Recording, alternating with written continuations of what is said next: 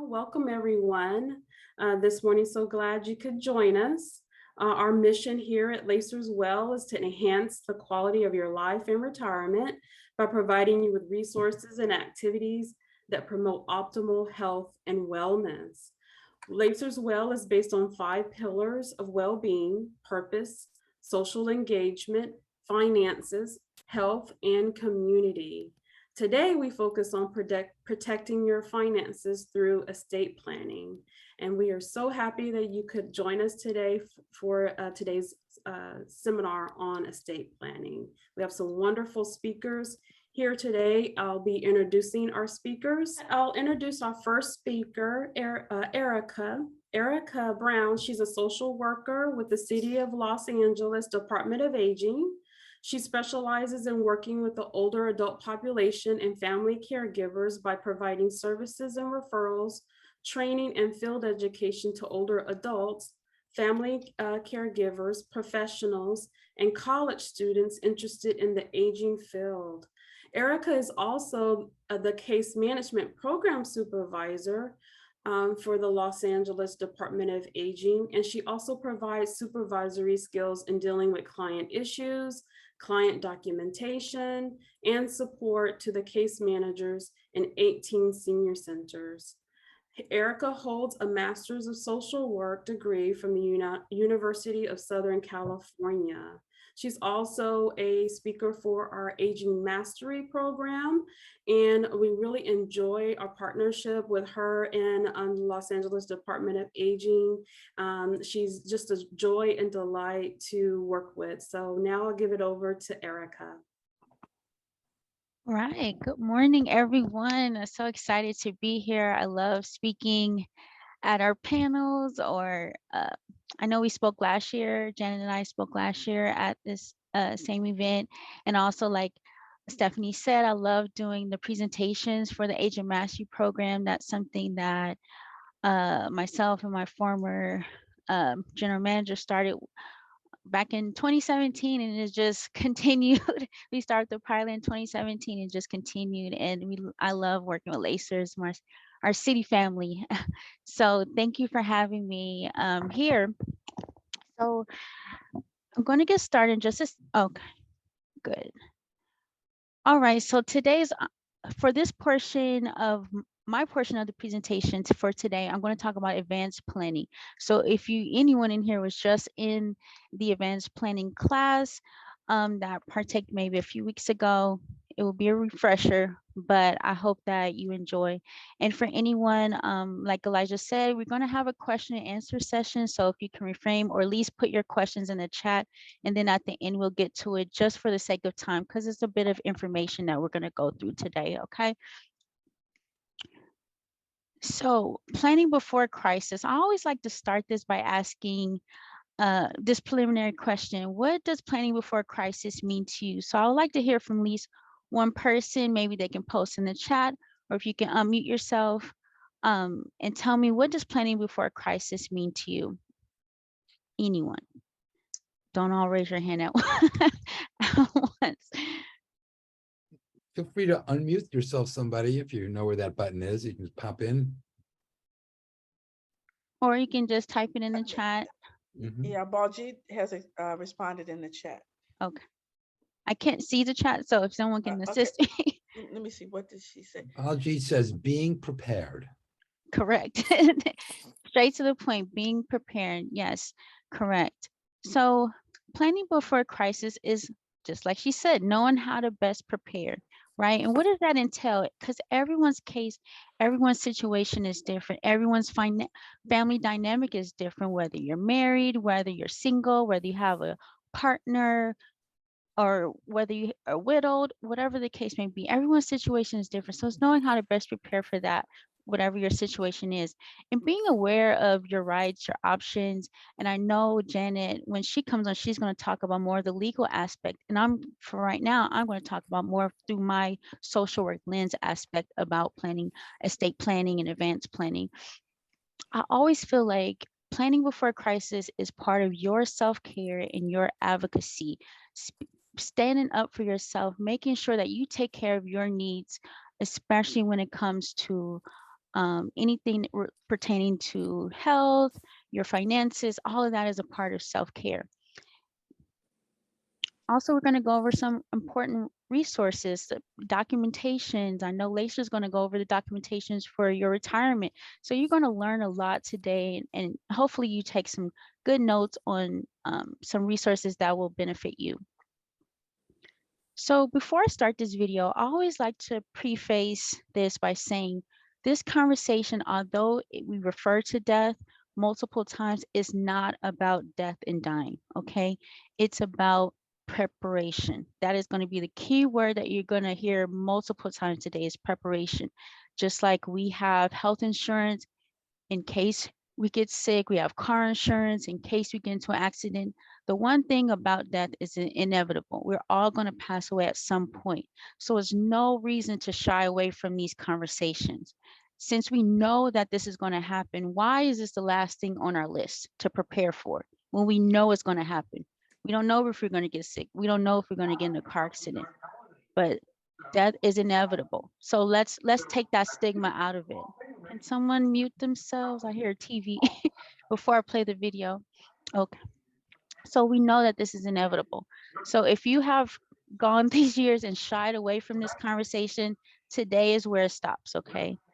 But this video that I'm going to play, it's about, let's say 8 minutes, and it really encompasses the social, personal, emotional, spiritual aspect of what advanced planning is and really set the tone for the conversation for today. So if someone, I'm just going to play the video and mute myself, but if someone can give me a thumbs up, that makes sure that they can hear it.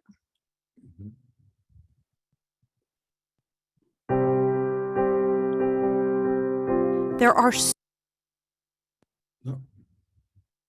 It just stopped now.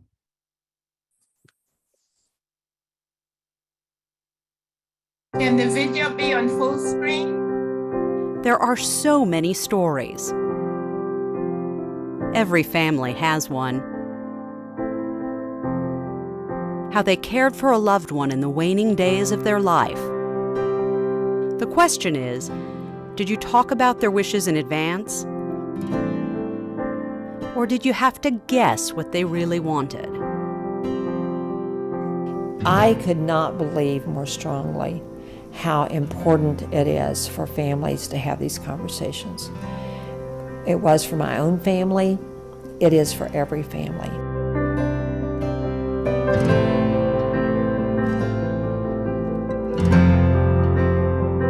It's shocking, but studies show that while most of us believe it's important to talk about end-of-life care with our loved ones, few of us actually take that crucial step.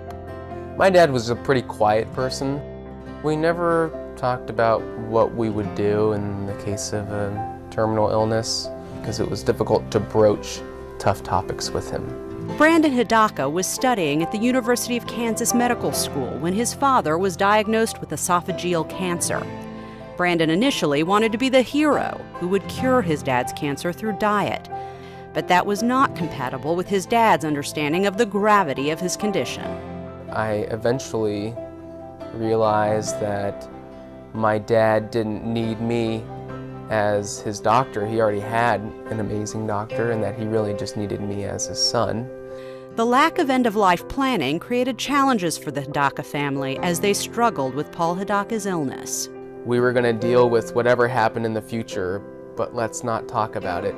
And so it felt like we were just kind of lurching from one acute problem to another. In the midst of it all, the family focused on honoring Paul's wish to participate in his youngest son's graduation from high school, his middle son's graduation from college, and Brandon's wedding.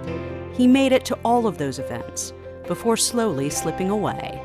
Kind of just sat down with him and told him that it's going to be okay, that, that we're going to be okay, and that it's going to be okay for him to let go.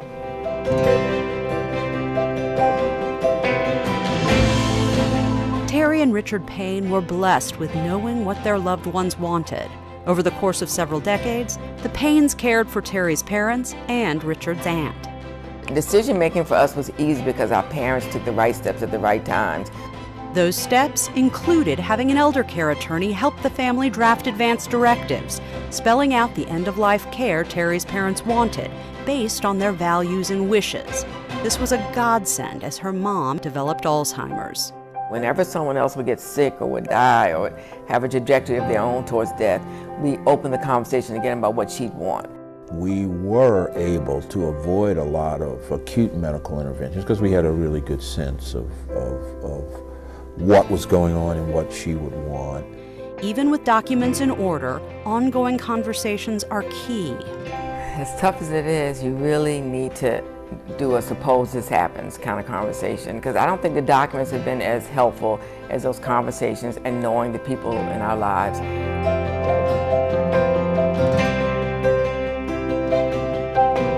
Lots of people have tragedy in their lives that can be defining moments. Not everyone makes it. A lot of people never get by the hit that they take. Sam Mears knows tragedy well, but for him, tragedy strengthened his resolve. Within 30 devastating days, Sam's infant son Michael and wife Rhonda were both diagnosed with cancer. So there's this myriad of emotions and hopes and dreams that are dashed in an instant. Sam and Rhonda questioned their sanity as they juggled the responsibilities of everyday life, raising a healthy daughter and managing 2 complex medical situations. The conversations that we had along the way were, will this get both of them? And what would it be like if it did? Shortly after Michael passed away, Rhonda's prognosis deteriorated. We mapped everything out and we put everything in order. It's an acknowledgement of, all right, well, this isn't going to end well, so let's figure out what we need to do to make sure that it goes forward well. Rhonda assured Sam that he and their daughter Catherine would be fine. That affirmation gave him solace.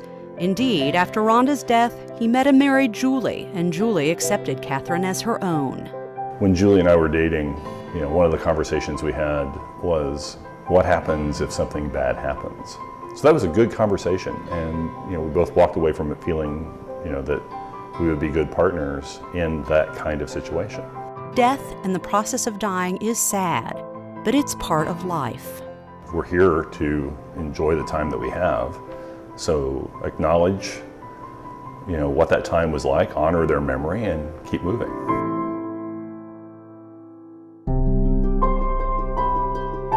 Rita Carney has lived a full life and isn't afraid of what comes next. I'm looking forward to this because I keep thinking, it's my opportunity to see the Lord. This is what it's all about. On Rita's 88th birthday, the family talked about her end-of-life wishes. It was a conversation she already had with her son, John. I thought at the time that she was also sharing that with my sisters. And I came to find out at the birthday party that they didn't know anything. So Mom then had about an hour with us at the end of the party, and you pretty much told everybody what you wanted. It was wonderful. It wasn't sad, it wasn't morbid. It was a blessing, I think, for everybody to hear what Mom had to say. Rita is very clear about her wishes. I don't want to be resuscitated, and I don't want to have any extraordinary means to keep me alive. I want to be kept comfortable until I die. And thanks to the conversation with her kids, no one is in the dark about that. If I'm saying what I want before I die, I'm clearing the air. If they all know it, then there isn't any hard feelings when the time comes. John and his siblings see the conversation as an exchange of gifts. She gave us the gift of knowing, and we're going to give her the gift of being able to do what we can to make sure that we can honor that.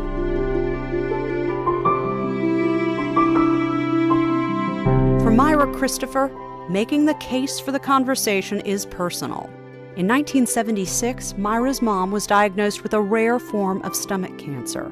She was only 51 at the time. The experience of her illness and the experience of our family through that was really profound.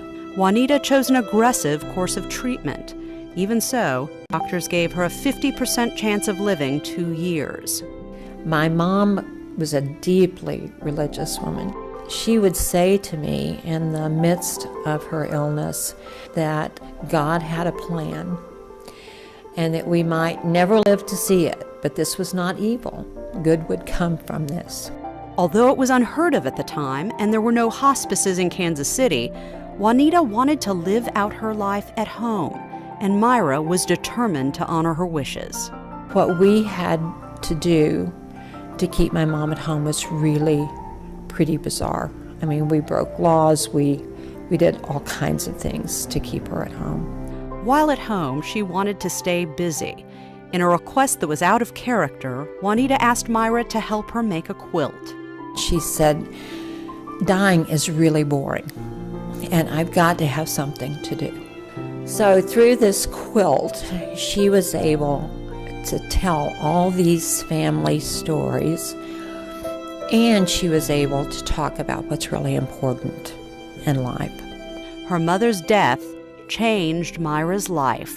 I stood at her grave and said to myself, here's what I'm going to do with the rest of my life. I'm going to try to figure out how families can have similar experiences to ours, but it won't have to be so hard for them.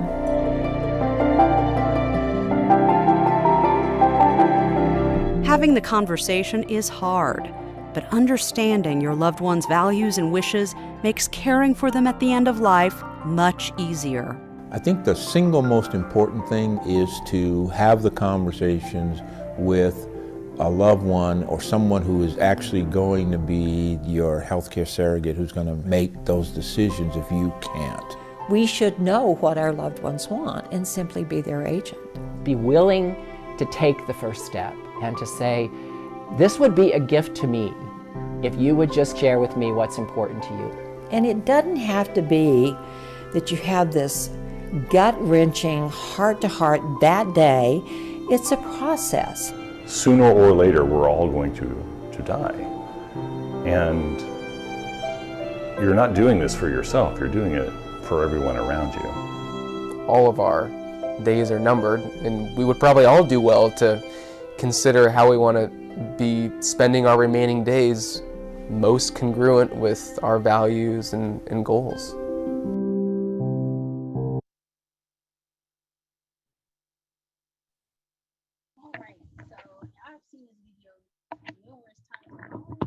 It always is a little gut-wrenching for me. It really encompasses what we're here to talk about. So I'd just like to get some feedback. What are your thoughts, anyone's thoughts or comments regarding what they just saw, and maybe one or two people, if they want to share or type in the chat, that would be great.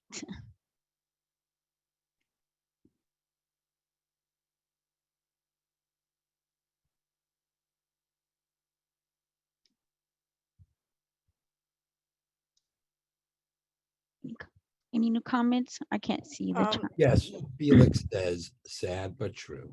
Mm-hmm. Anyone else? It's Hello? from Amber Montgomery. She says, it really underscored the importance of being prepared. Mm-hmm. Did I hear someone on audio? I think I Yeah, heard someone. this is Irene. Can you hear me? Yes, Yep. ma'am. Yes. I do want to emphasize on the one section where the mother had spoke to the son about her wishes and the Mhm. sisters were unaware, and then at a later time did inform the sisters. I think that is so crucial, that they all know her wishes. I just lost my mom last year to dementia, Mm. and kind of going through the same thing of my sister said, well, mom wanted this. And then the other one says, well, no, she wanted this. So if they're not all aware at one point in time, it is very crucial that somehow you do explain to each and one of them, even if it's like a family meeting or something, and they all are aware. Correct. Thank you. That's excellent. Thank you, Irene, for sharing. Janet, you had your hand up? Yeah, thank you. You know, I I was smiling through it because it really made me happy to see people who were, you know, taking this on and addressing the situation. And of course, we're going to talk about that also in my talk. But you know, it's a good thing for people to talk about it. And Absolutely. and write it down, even if they're not going to talk about it, with the documents that we have. And Absolutely. we're so lucky in California that we have all the resources for people like Kansas and Missouri, places like that. It's not as easy as it is here. There are federal laws, but states are not quite as, they're not all equal. Absolutely. Thank you for that. Yes, I love that video because, like I said, going through the social work lens and just even taking the legal part of it aside, which is basically the most important part, it's a personal, it's a spiritual, it's an emotional thing that we all have to address. But once we take the context out of it, like this is an important, take the deaf context out of it and say, hey, this is something about preparation. This is how we get prepared. It really, really makes the conversation more enjoyable. And sometimes you have to plan it, just like have those meetings. If if you're part of a family that or a support circle, it's multiple people involved making decisions, get everyone on the same page. But it's about just opening our mouths and having those conversations first. And I know that you guys were sent some of my documents that I love to give out, resources. So we're going to go over that at the end. But one of those forms is called conversation. So it talks about how to have the conversation, just getting started on that part, which could be the hardest part to get over. So importance of preparation. And if you do have another comment, I'm just going to move on and we'll talk more about it at the end. So importance of preparation. As we all know, life happens. We're still in the midst of a pandemic, kind of getting back to some sense of normalcy, but we all know things changed in an instant. The way we move forward from this point on is changing. So we all know things are evolving. So it's always best to be prepared. And if you're caring for the elderly, if you're an elder yourself, it is more challenging forever. And one of the things we talk about in our Age of Mastery program in the first meeting is the gift of time. It's called Navigating Longer Lives. And you talk about gift of time. Older adults, we are living longer. So what are we doing with that time? But obviously now we have rising costs of healthcare, medications, gas, housing. There's a lack of affordable housing. So we're dealing with all of these changes. So again, being prepared is of the utmost importance. And this conversation is not just for older adults, it's for all adults. So this is not just about being older. Also, interfamily disputes. Erica, Yes. just one comment to that. Thank you for bringing Oh. that up because we do have combined retired as well as Mhm. active city Yes. members here. So thank you for underscoring that. We definitely want to make sure for those of us that are still working, Yes. that this is very valuable information that we can take hold of right now when the time is right for it. Absolutely. Yes. This is not just for older adults. Even though I work for the Department of Aging, our 60 and over special group, but this is not for just older adults. So the importance of some key factors of preparation. Interfamily disputes are time consuming. I don't know how many times even in my own personal life and professional life that I've seen families go like this when it comes to advanced planning, estate planning, or someone already passed away and now they're fighting over who does what, or you're not doing enough. So these meetings are very important, and doing what's right for that person with regards to healthcare, financial matters, that's how you come together. And also it takes the guesswork. If you're not having these conversations, you don't know what the person wants. So have these conversations so you can have that time to plan and grieve or do whatever else that's needed at that moment instead of worrying about these critical issues. So there are issues to consider: cultural differences. What are your beliefs, values? Are they being upheld? Are you sharing that? I know culturally these type of conversations about preparation, death and dying, oh, my kids will take care of it. We got to stop that, okay? Especially culturally, assuming that someone wants to do this or they know what to do, because more than likely they don't. So we got to take that stigma, those taboo conversations out of it. Making important decisions, whether it's regarding your medical, whether it's legal, whether it's a family, who does what, their roles, the next steps. These are important decisions to have. What are your options? If you have this situation, this person is this age, this income, this living situation, what are the options that are best suited for you? And communication, you're going to hear that a lot. We need to talk, okay? No one knows what's on your mind. You got to share it, write it down, put it on some paper, even if it's notebook paper. You got to do something. You got to share that information and be very specific. If you do not want to go in hospice, if you do not want to be resuscitated, let someone know, put it in writing, okay? And that's what Jen is going to talk about more in depth, is the legal aspect, the importance of putting these things in writing, and why does that matter? So now we're going to talk about medical treatment and a person's wishes. So you've all probably, I believe the sample version of the 5 wishes was included in that email yesterday with all the important documents. But also if you participated or will participate in the next Age and Mastery, where you already received this document, which is the 5 wishes.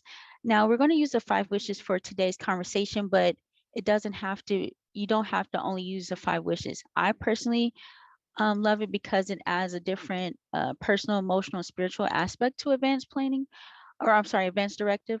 However, as long as you use one that is covered by your state, we're in California, you may be in another state, you can use that, but I always just recommend, and it also comes in 29 different languages, which makes it very helpful to reach a universal audience.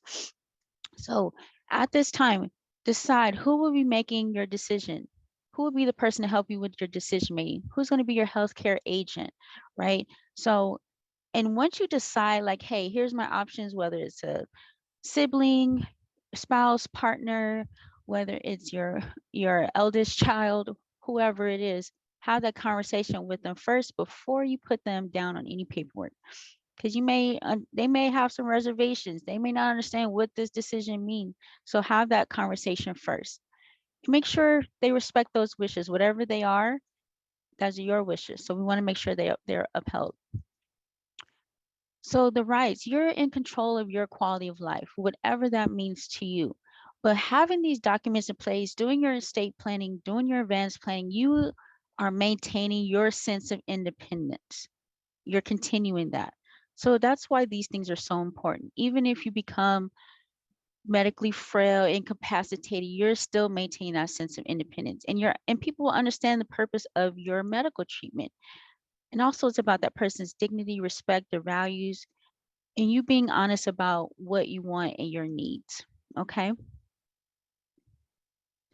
And also understand, even for yourself, that people cope with change very differently. They may laugh about it, they may be angry, they may be sad, but understanding that will be very helpful of how people deal with things and how you move forward with these conversations.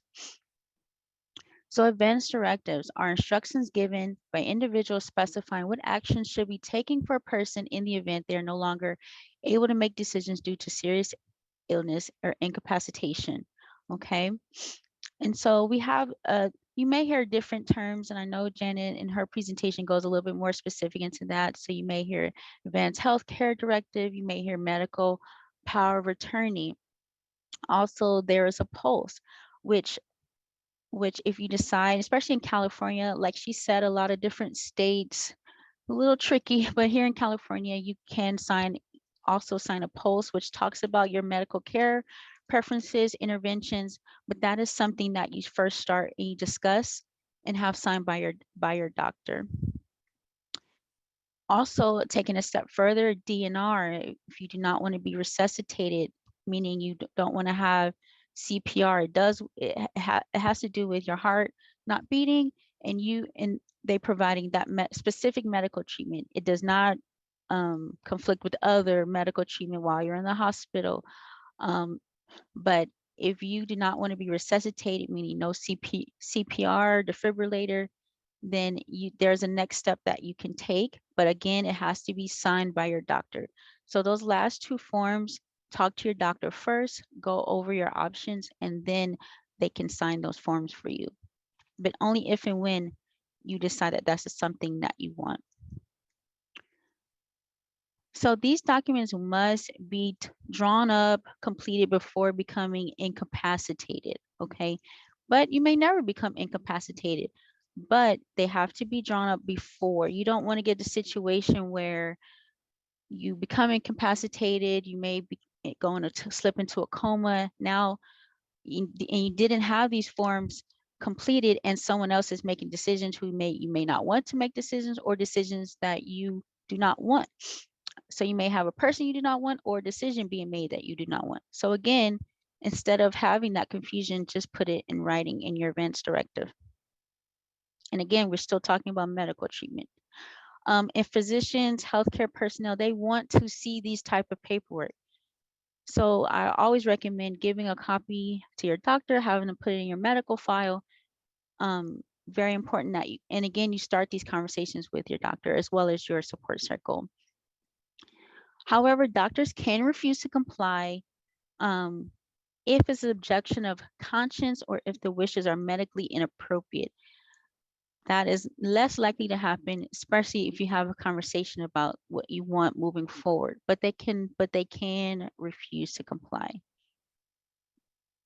More rare than not, but they can.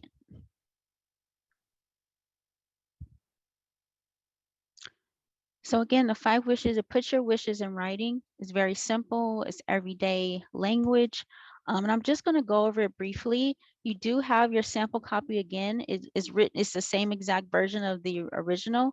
And I'm just going to go over what each wish entails very quickly. So wish number 1 is, who is going to make those healthcare decisions for you? And with advanced directives, 2 medical professionals have to say, hey, this person is incapacitated. So it only it's only effective at that point, not before. So you may never need advanced directive, but it's very important to have, because like you said, like we talked about before, you never know what could happen. So you can select a healthcare agent. It could be your spouse, partner, like I said, adult child. But the person must be over 18 and not anyone that's involved in your medical treatment. And you can always change it too as well. It's not as soon as you put it, it's the end all be all. You can always make adjustments to this. And on page 5 of the advanced directive, it goes over those authorizations that you can give a person. And if you decide to use the 5 wishes, all you have to do if you don't agree with something is just cross it out. That's it. So for wish number 2, you talk about what kind of medical treatment do you want? Do you want life support treatment? You do not want life support treatment if it has been started, you want to stop, or if you want life support treatment if your doctor believes it could help. Those are your 3 options. And the scenarios they give is close to death, if you're in a coma, you have permanent severe brain damage. Those are the scenarios, but you can also write your own scenario in which you will want to decide one of those 3 options, okay? Now, if you're a person that's adamant about not having life support treatment, maybe having a DNR is a next step or something that's of utmost importance to you as well. So again, you have to have that conversation with your doctor first. If you want a DNR, do not resuscitate that bracelet that medical personnel can see, and they can stop treatment once they know that you have that. Now, wish 3, 4, and 5 talks about the personal, spiritual, and personal, spiritual, emotional aspect for how comfortable you want to be, for how you want people to treat you. What do you want your loved ones to know? And anything, again, that you don't agree with, all you have to do is cross it out. But if you do agree with it, just leave it as is. And because we're in California, you do not have to have this advance directive notarized. However, you do need 2 witnesses to sign it, and those witnesses have to be a neutral party. So a friend, a neighbor, someone that will not benefit from your death in any kind of way, someone not written into your will or living trust, and someone that is not involved in your medical care. So a very neutral party. Once you sign, they sign, and they're just attesting that you made this decision in a clear, sound mind, okay? And on the back of it, the very end of it, it has a little wallet card that you can, I always recommend cut it out, get it laminated, keep it in your purse, because if there's, if there's a medical emergency, I don't think this is going to be the first thing. Hey, let me get my 5 wishes and put it in my purse real quick. So you want to make sure you give it to your doctor, have it in your file, but also you can have that little card that would be more convenient in your wallet or purse. Now that's the 5 wishes in a nutshell. Again, there are other versions of an advance directive that you can fill out. Long as it's recognized in California, or wherever state you're in, you're good.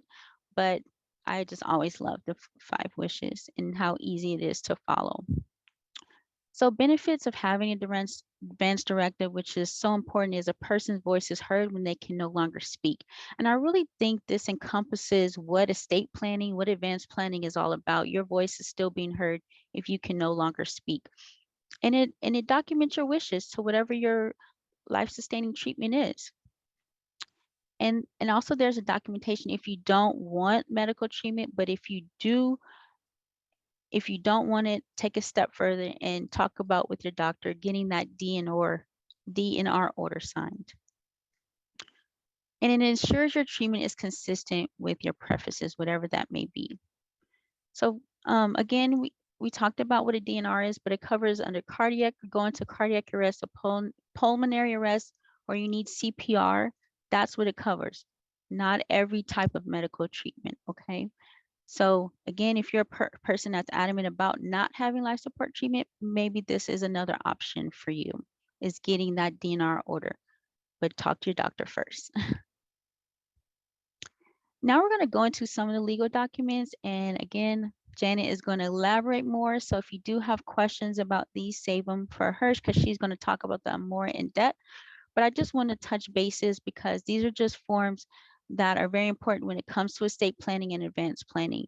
So a durable power of attorney is a form that authorizes a person to handle legal and financial matters on your behalf. And I'm not sure if you can see the picture that's inserted, but this is a California durable power of attorney, and it lists from A through N or M authorizations that you can give a person to act on your behalf. You can select only A, C, and E, or you can select all of them. That is up to you. But it gives a person to, covers any task that you choose that's listed on the power of attorney. And it should be notarized and filed. And a durable power of attorney will remain in effect if you become incompetent or incapacitated. So, which is different from advance directive, it comes into effect when you're incapacitated, if and when you become incapacitated. But a durable power of attorney can be in effect now. You don't have to be incompetent or incapacitated for it to be in effect. So that's a key difference. And also, advance directives handle medical treatment, medical issues. Durable power of attorney handle financial and business matters. So those are a big difference. And again, I'm not going to go too in detail. Janet is the attorney and she will talk more in depth about that. Wills and living trusts. So wills are instructions pertaining to distribution and money and property. So your assets, and these take effect when at death. Okay. So now we're going from, if you become incapacitated, power of attorney it can happen now. You don't have to, but it's when you're alive. Now wills and living trusts are at death. Okay. So those are all key differences to these forms and why all of them matter. Having all of them completed matters. And I put here, regardless of social economic status of an individual, a will is always an appropriate thing to have. And it doesn't have to be this long drawn out, complicated form, which Janet will talk about. But a will has to be witnessed, okay? A will does have to be witnessed. And if you're curious or want to know more about wills, living trusts, these type of forms, see a trusted estate planning attorney, especially for if you want know more about living trust and what that entails. Now it could be expensive, but you'll learn more and how it may be the best benefit for your personal situation, your financial situation. So also now we're going to go into caregiving and living arrangements. So many times I've seen a person go from independent to now in a nursing home in a blink of an eye. We talked about this already. Life happens. So if you were to become living in a nursing home, if you had a major fall, or if you're a parent has a major fall or something drastic happens and changes in their health, visit multiple facilities before making decisions. 9 times out of 10, the easiest way for a person to go into a medical facility is if they go into a hospital first. But if a person is going from a home into a facility, visit them, check what complaints have been against that facility before making a decision for your loved one to go there. Or if you are a person that has Medicare and Medi-Cal, or at least Medi-Cal, maybe they can go in LA County's in-home supportive services if they need a caregiver. Or you may have to do it privately. You may have to drum up your own contract with a private caregiver, depending on your financial situation. Or maybe a family member could step in and be the family caregiver. And lastly, looking at what are the costs involved. If maybe there's an elderly couple, one of the spouses passed away, so now that person's a widower. Can that person still maintain to live at home? Are they still paying on a mortgage? Would it be more cost effective to downgrade, to sell the home and downsize? Those are all decisions that you would have to think about. And you receive the form Thinking Ahead, which helps guide you with making these type of decisions. So that is another key resource that can help you with making these not so easy decisions about your family. So dealing with financial matters. Is there a durable power of attorney, which is what we talked about earlier? Is there a will in place? Do you have a payee on your bank account? Is that even needed? And before you even sign a person for payee, is this person trustworthy? Can they continue to handle your business matters? You may become disabled, or your loved one is disabled and can't go back and forth to make deposits at the bank and things like that. So having a payee may be beneficial. However, before anyone makes those type of decisions, is this person trustworthy enough to have access to your business, to your bank accounts? Emergency funds. Always make yourself a bill. Now I talk about this in a financial fitness class in Age of Mastery, but making yourself a bill first, setting aside an amount of savings, whether it's from your retirement, if you're still working, are you investing, but are you preparing for any type of emergency? Again, keyword, preparation. If your car broke down, if you need to help a family member, are you prepared for that? Are you able to do that? And with these times, having some type of savings is of utmost importance more than ever because of how costly and pricey things are. Are family members able to contribute? So part of having those meetings about estate planning and advanced planning with your loved ones is talking about financial matters as well. Not only health, but financial matters as well. All legal matters. Having everyone on the same page. So life insurance, your retirement benefits. So if you do have a policy, is it term? Is it a whole life? Who is your beneficiary? Have you looked at your policy in a while? Do you know how long, if it is a term, how long is that term going to last you? And if it's renewable, and if it is renewable, do you know how much it's going to cost at that renewable price? Because with term, you could have your 30 years, but if you got it when you were 30 or 40 and now you're 70, now you're going to have either no insurance or it's going to be a high price. So looking at your options is knowing what is best for your situation. And if you do have a beneficiary, what are they to do with that benefit payout? Are they supposed to take care of a home? Are they going to is it only for your funeral arrangements or burial costs? Are they paying off any other debts with that? So knowing what this policy is for and looking at it, hey, do I have enough? Especially if you are not at retirement age and you have small children or even adult children, will my policy cover what it needs to cover? Or if my spouse was passed away now, because I see a lot of their spouse, maybe the husband or the partner is the breadwinner and the other person is a stay at home. What if the breadwinner passed away? Are you going to be able to sustain? Okay, so looking at all those different scenarios and what scenario do you have and making sure that you have the right coverage. And I know that I believe Claudia or someone else from Lacers is going to talk about your power of attorney form for your Lacers benefits. Okay, so make sure you especially if you're not yet retired, you pay attention to that conversation, because having all these important documents is important, okay? So in conclusion, advanced planning is about talking to your loved ones, whoever's in your support circle, talking about your advanced directives or those legal forms before a person becomes incapacitated, because it can be too late at that point. And then you have to scramble to make important decisions, and you don't want to be scrambling. So legal services. So here at the Department of Aging, we partner with one of our partnering agencies, Bedzedic, for legal services. They serve the older adult community. So if you are 60 and over, they also service others, but we work with them for a variety of things here at the department. However, they do not talk about estate planning, including living trust, those type of things. They do not, you need to contact an estate planner. But other documents like conservatorships, guardianships, advanced directives, you can contact them for those type of restraining orders, things like that. You can talk to them about those important issues, but not trust and things like that.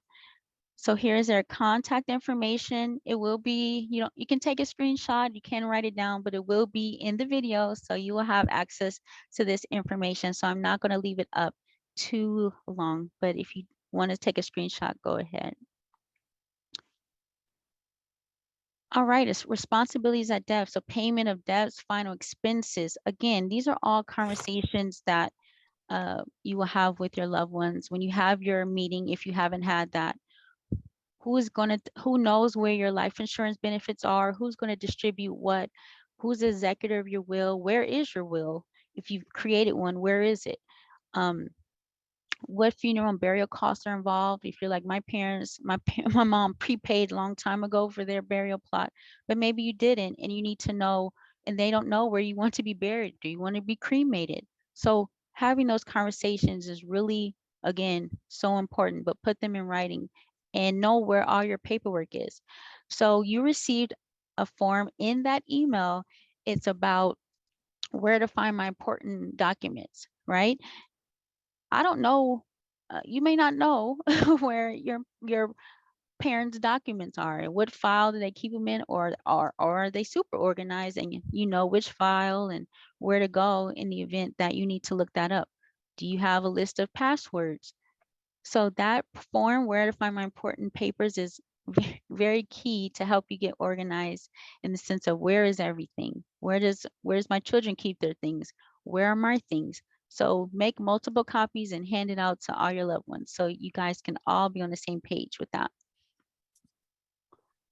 So when preparing for funerals, always keep that person who has passed on, keep them in mind. This is about them and their life, their legacy, but also keep everyone involved. Consider living relatives.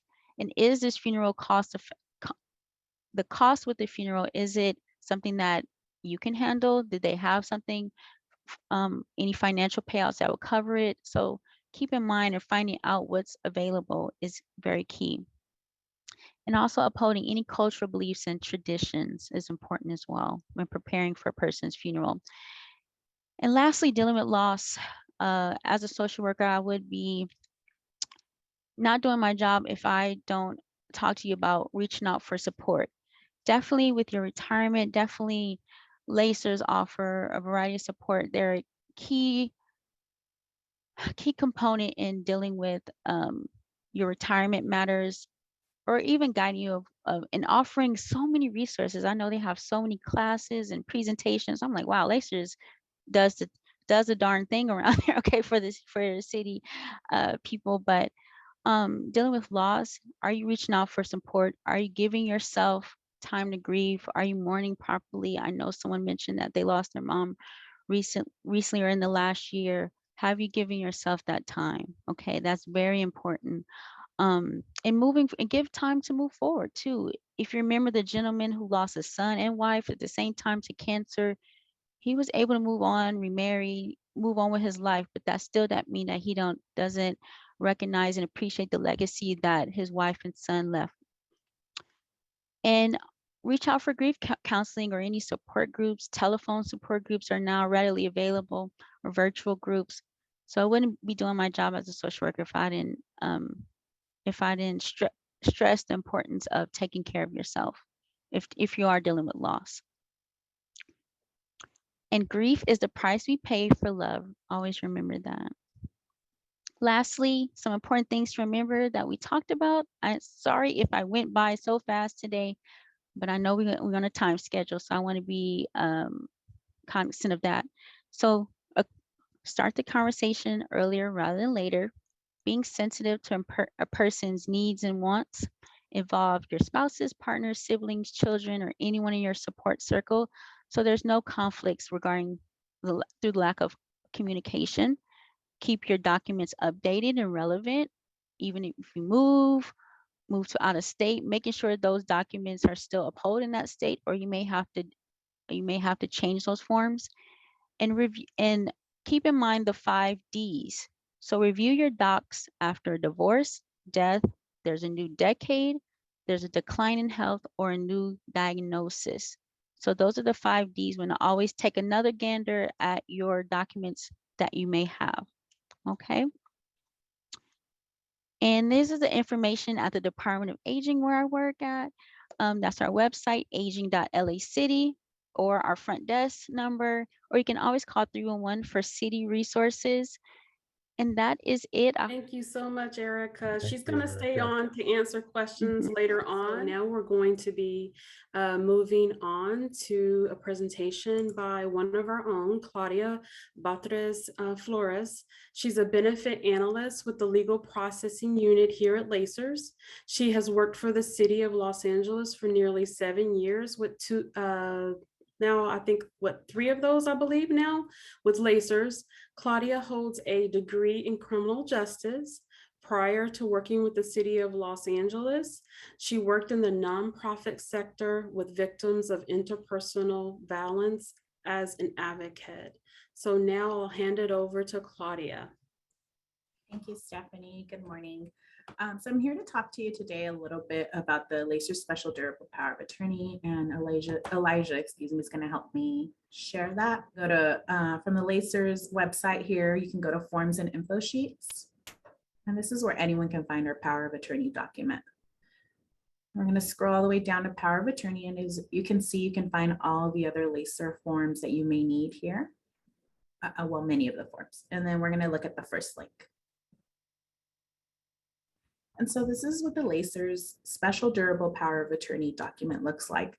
Now, this document is specifically for Lacer's members. It is completely free to our members and available for you to download on the internet if that's available to you, or we can mail it to you. This document will only be for your Lacer's benefits.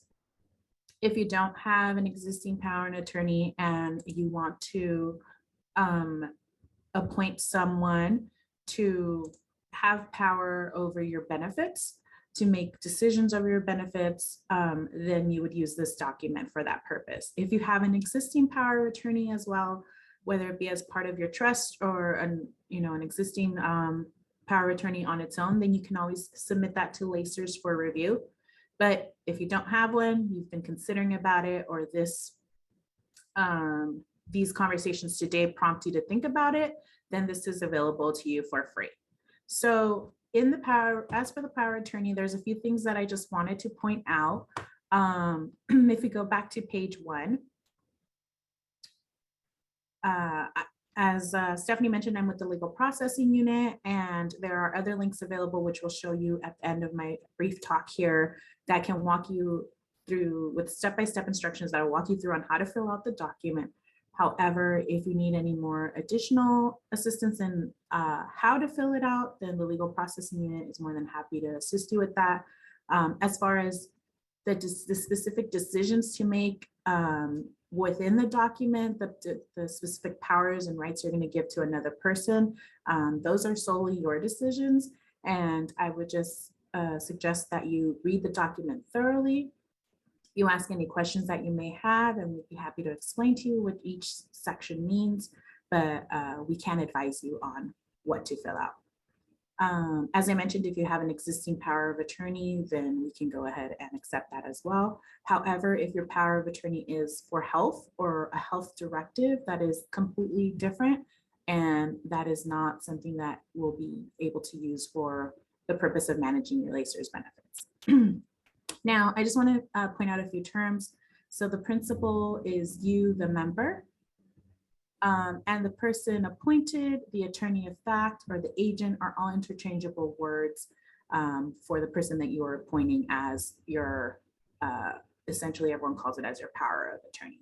And as long as there's someone over the age of 18, you can appoint one or more people, one or two people more if you decide. You can appoint successors as well, which means that if the primary person that you're appointing isn't available, then the next person, that is the next person in line.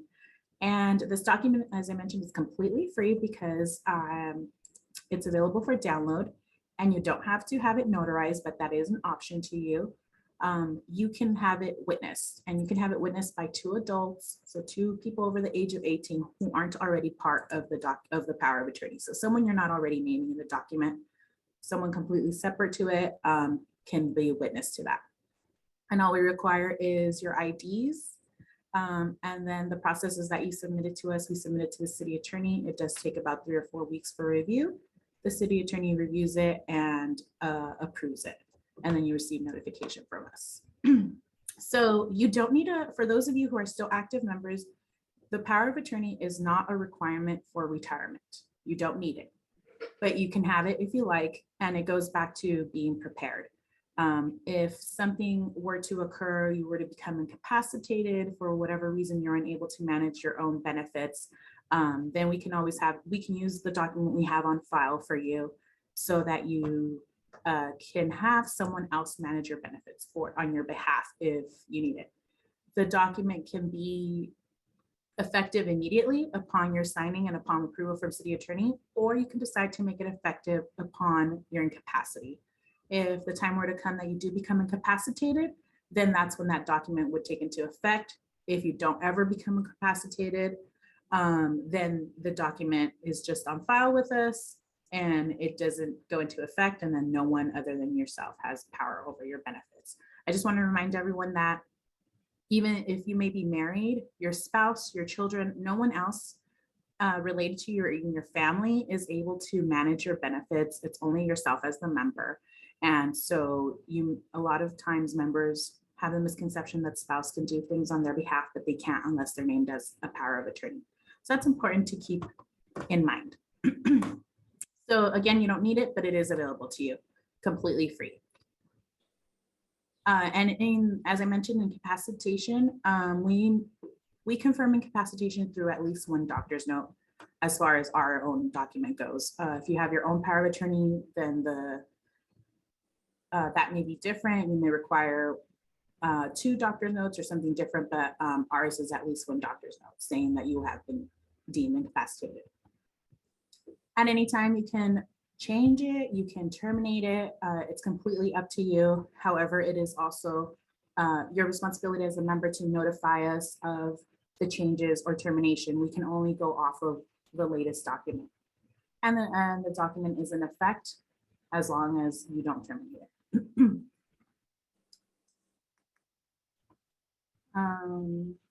Yeah, as long as you don't terminate it, it's in effect. I saw a couple questions pop up. You can access it online and we'll go back and show that to you again. And then I'll just walk through it. And because of pandemic and COVID times, we are now accepting them electronically. So you can always fax or email them to us. And that's pretty easy to submit. We also have a way to submit it on our website. You can upload documents. We no longer need an original signature. And then I'll just walk through the document page by page now. So page 1, sorry, Elijah, the page 1 asked if you wanted an effective immediately or upon incapacity. That's that 3rd section where you can initial by placing my initials here. If you initial here, it'll be effective upon incapacity. Don't feel like you have to take notes on this right now. I'll show you where those notes are And this is recorded as well, so you don't have to rush through and make all the notes. The first section, the first paragraph under everyone's name asks if you want your agents to act jointly or separately.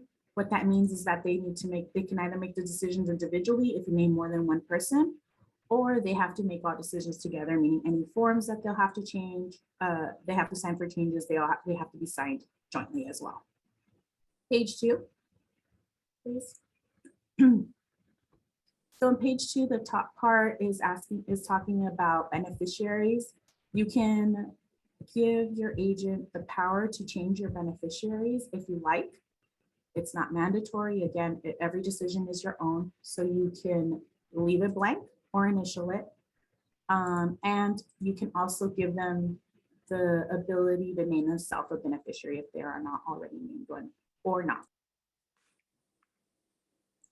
There is a section here for any sort of specifics, instructions you may want to give regarding the duration of the document or the limits of any specific powers.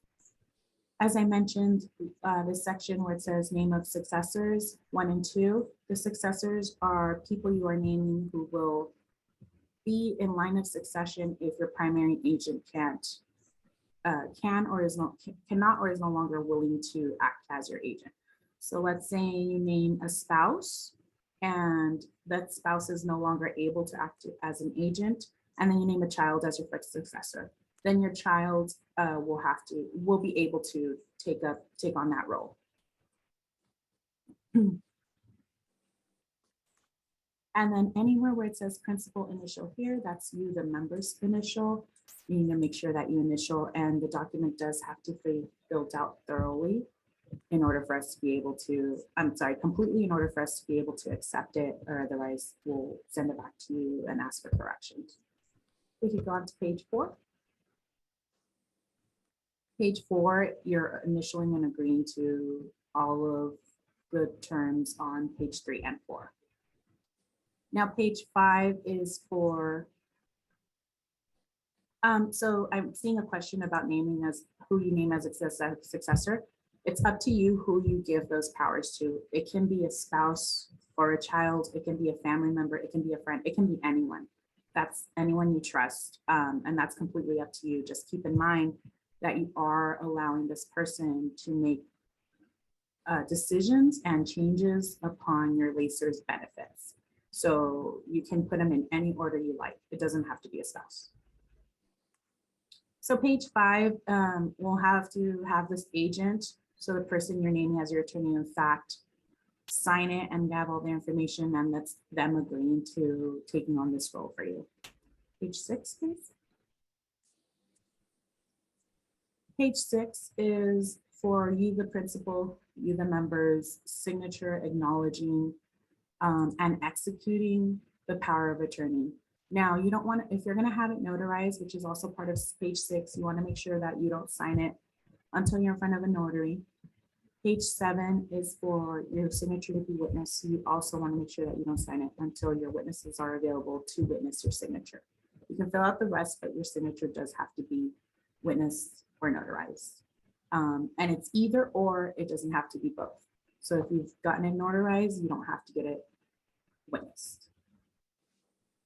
I hope that that makes sense. And so it's 7 pages, 6 if you're only having it notarized. And I will have Elijah take me back to the Lacer's website. A common question that we often get is, what if you or the person you're naming as your attorney of fact or agent doesn't live here, or you live in California, the agent lives in another state? That's okay. You can just take that specific page for them to sign, mail it to them, or email it to them, get it to them whichever way. They can download it as well from the website. They can sign it and then send it back to you. So this is the Lacer's website, lacers.org. On the top where it says forms and info sheets, you click on that, and that gets you to the power of attorney and a bunch of other forms that may be useful to you. So here we are at power of attorney. The first link is where we just were, which is the actual power of attorney document. The second link is a fact sheet, so very commonly asked questions and answers. And then the last link is step-by-step instructions on how to fill out the document. If you could please click on that, Elijah.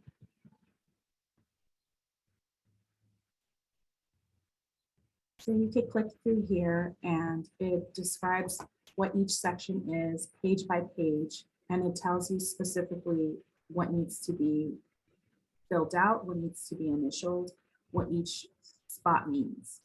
And if you have more questions, and we can click through the pages, this is just what I went over with you briefly as well. If you have any more questions about what any of these options mean, then you can always call us and we would happily walk you through it. We just can't advise you on how to fill it out. Lacers cannot assign an agent on your behalf. This is something you have to do yourself. You could just click through it quickly, Elijah. So it goes through every page.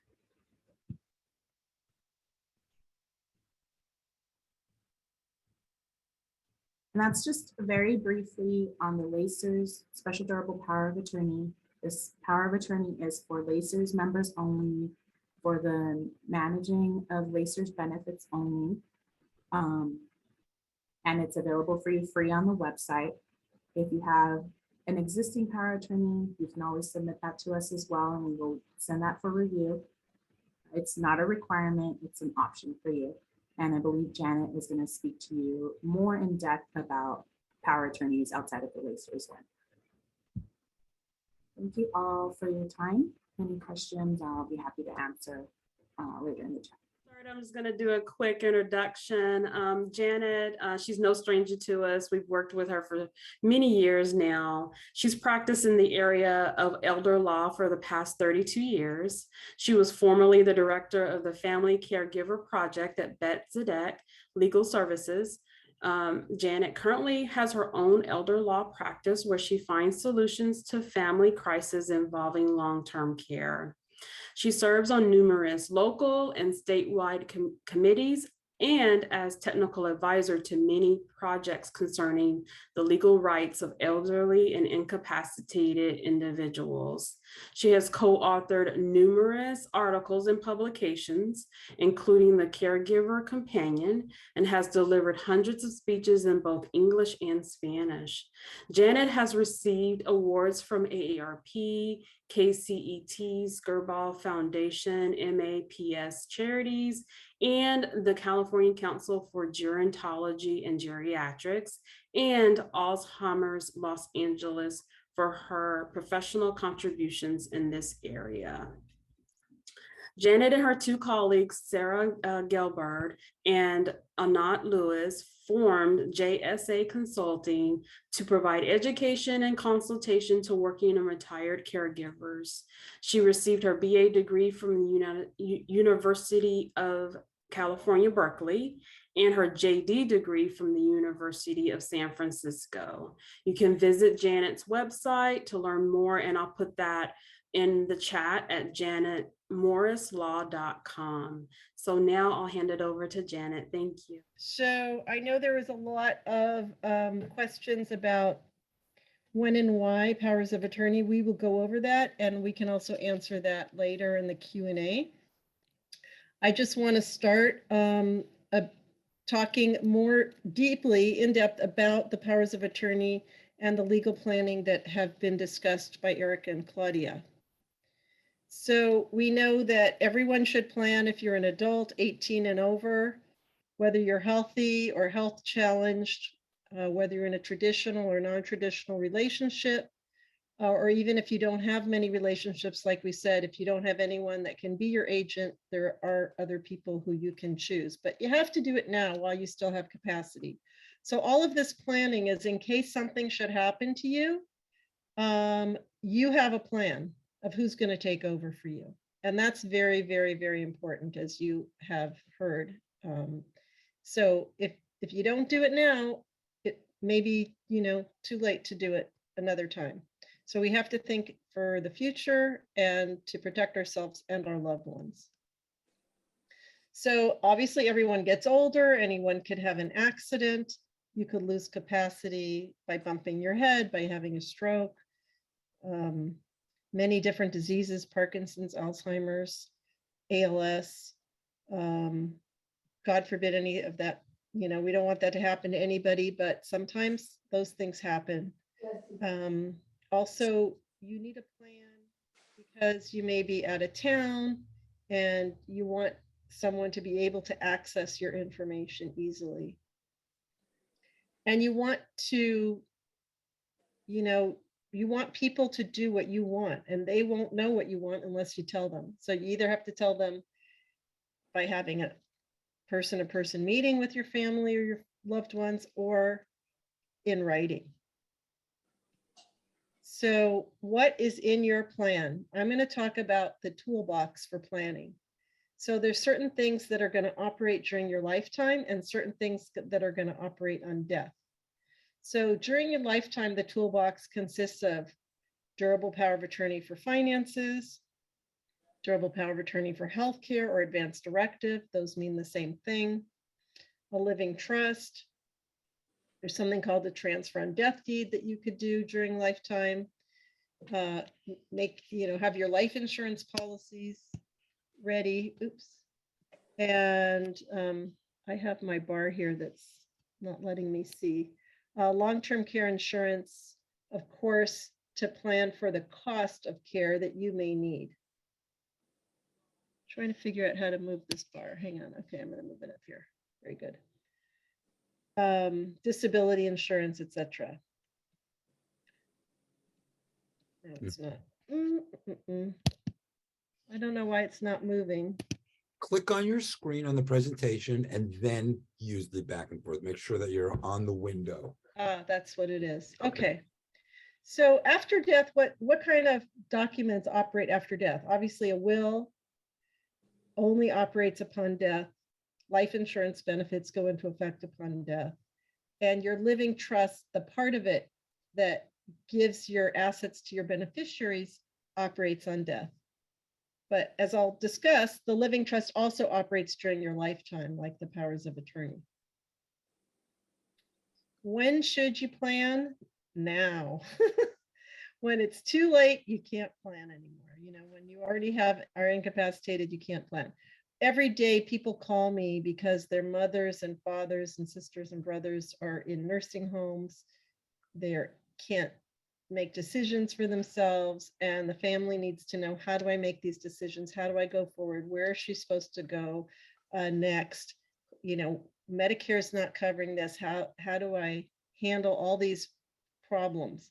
So if you think about things now and say, okay, I want to nominate, you know, my sons or my son to be my agent or my trustee, you're doing something now to plan for the future, which you may need.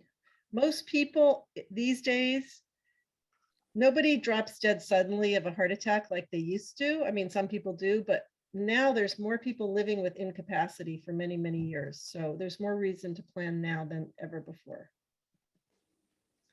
So it's too late to plan when you already have incapacity. Like we saw during the worst days of the quarantine, people couldn't see or talk to their loved ones, or they were on a ventilator, and it was impossible for anybody to go into the hospital to do documentation. You know, I've been in many hospitals, many nursing homes doing documentations for people. That wasn't available to us during the quarantine. So we don't know when, what, where things are going to happen. So we want to do things now. So the threshold question about capacity, because a lot of the documents, as Erika said, they spring into effect upon your capacity, like a durable power of attorney for healthcare.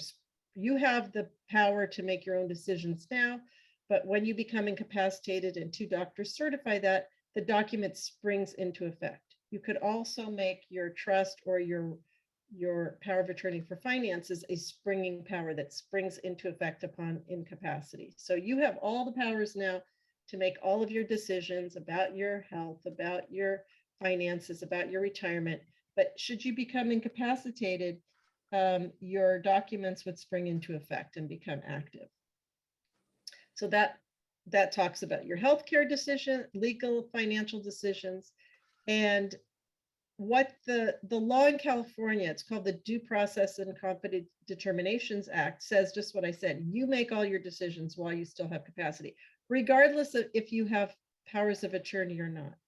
So as long as you have capacity, you can make decisions. Now, you can always say, even though I have capacity, I'm letting my daughter make decisions for me now. You can always say that. But if you don't say that, then upon your incapacity, that's when some of these documents take over. Now, what does capacity mean? Capacity is linked to the act. So it's not like if I have Alzheimer's, then I'm incapacitated. No, the diagnosis doesn't mean anything.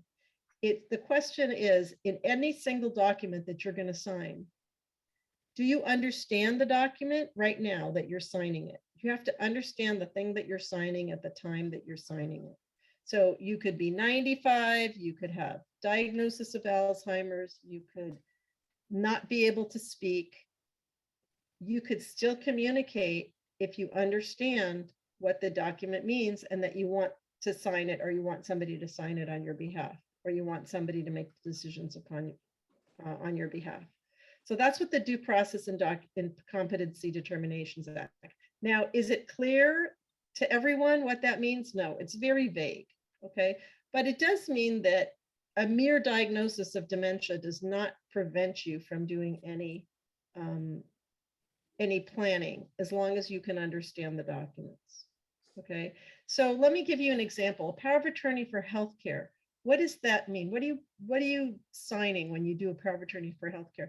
You're signing that you want this person's, I want my daughter Alyssa, I can actually name her. I want my daughter Alyssa to make decisions for me if I can't anymore. That's all I have to be able to say or to communicate. Like, I know at some point I'm not going to be able to make decisions. I want Alyssa to. So even if I have Alzheimer's, if I can say that and I can express that, then that's enough to sign up. That's enough capacity to sign a power of attorney for healthcare. Now, can somebody contest that? They could say, oh, she had Alzheimer's. She didn't know what she was signing. And she let this, bad kid of hers have the authority to make decisions.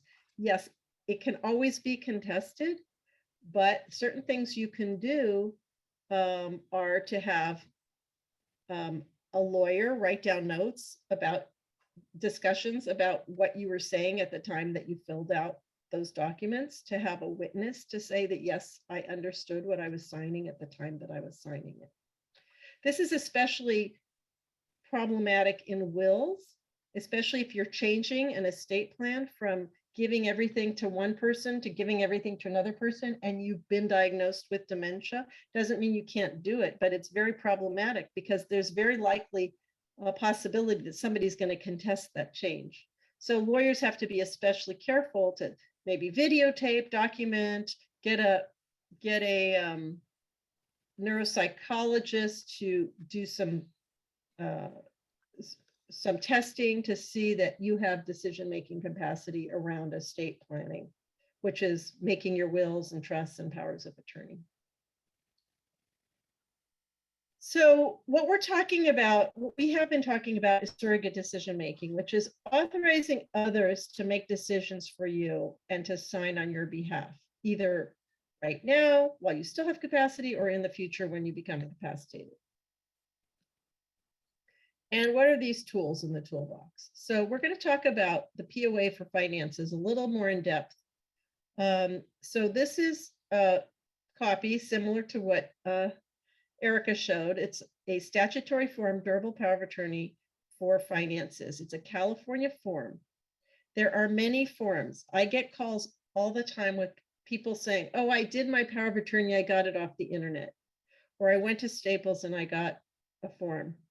Okay, not a good idea to get your forms off the internet or at Staples or Office Depot or whatever, because they could be out-of-state forms, they could be non-durable forms, they could be non-statutory California forms, and each form. So the best form, in my opinion, is either going to an attorney and have them do a power of attorney for you, which is more expensive and more in depth. Sometimes they're 20, 30 pages long. I don't think you need that. I think statutory form, durable power of attorney, which is this form, is the one to use. The reason is because, let's say you needed to change your retirement or do something with Lacers, right?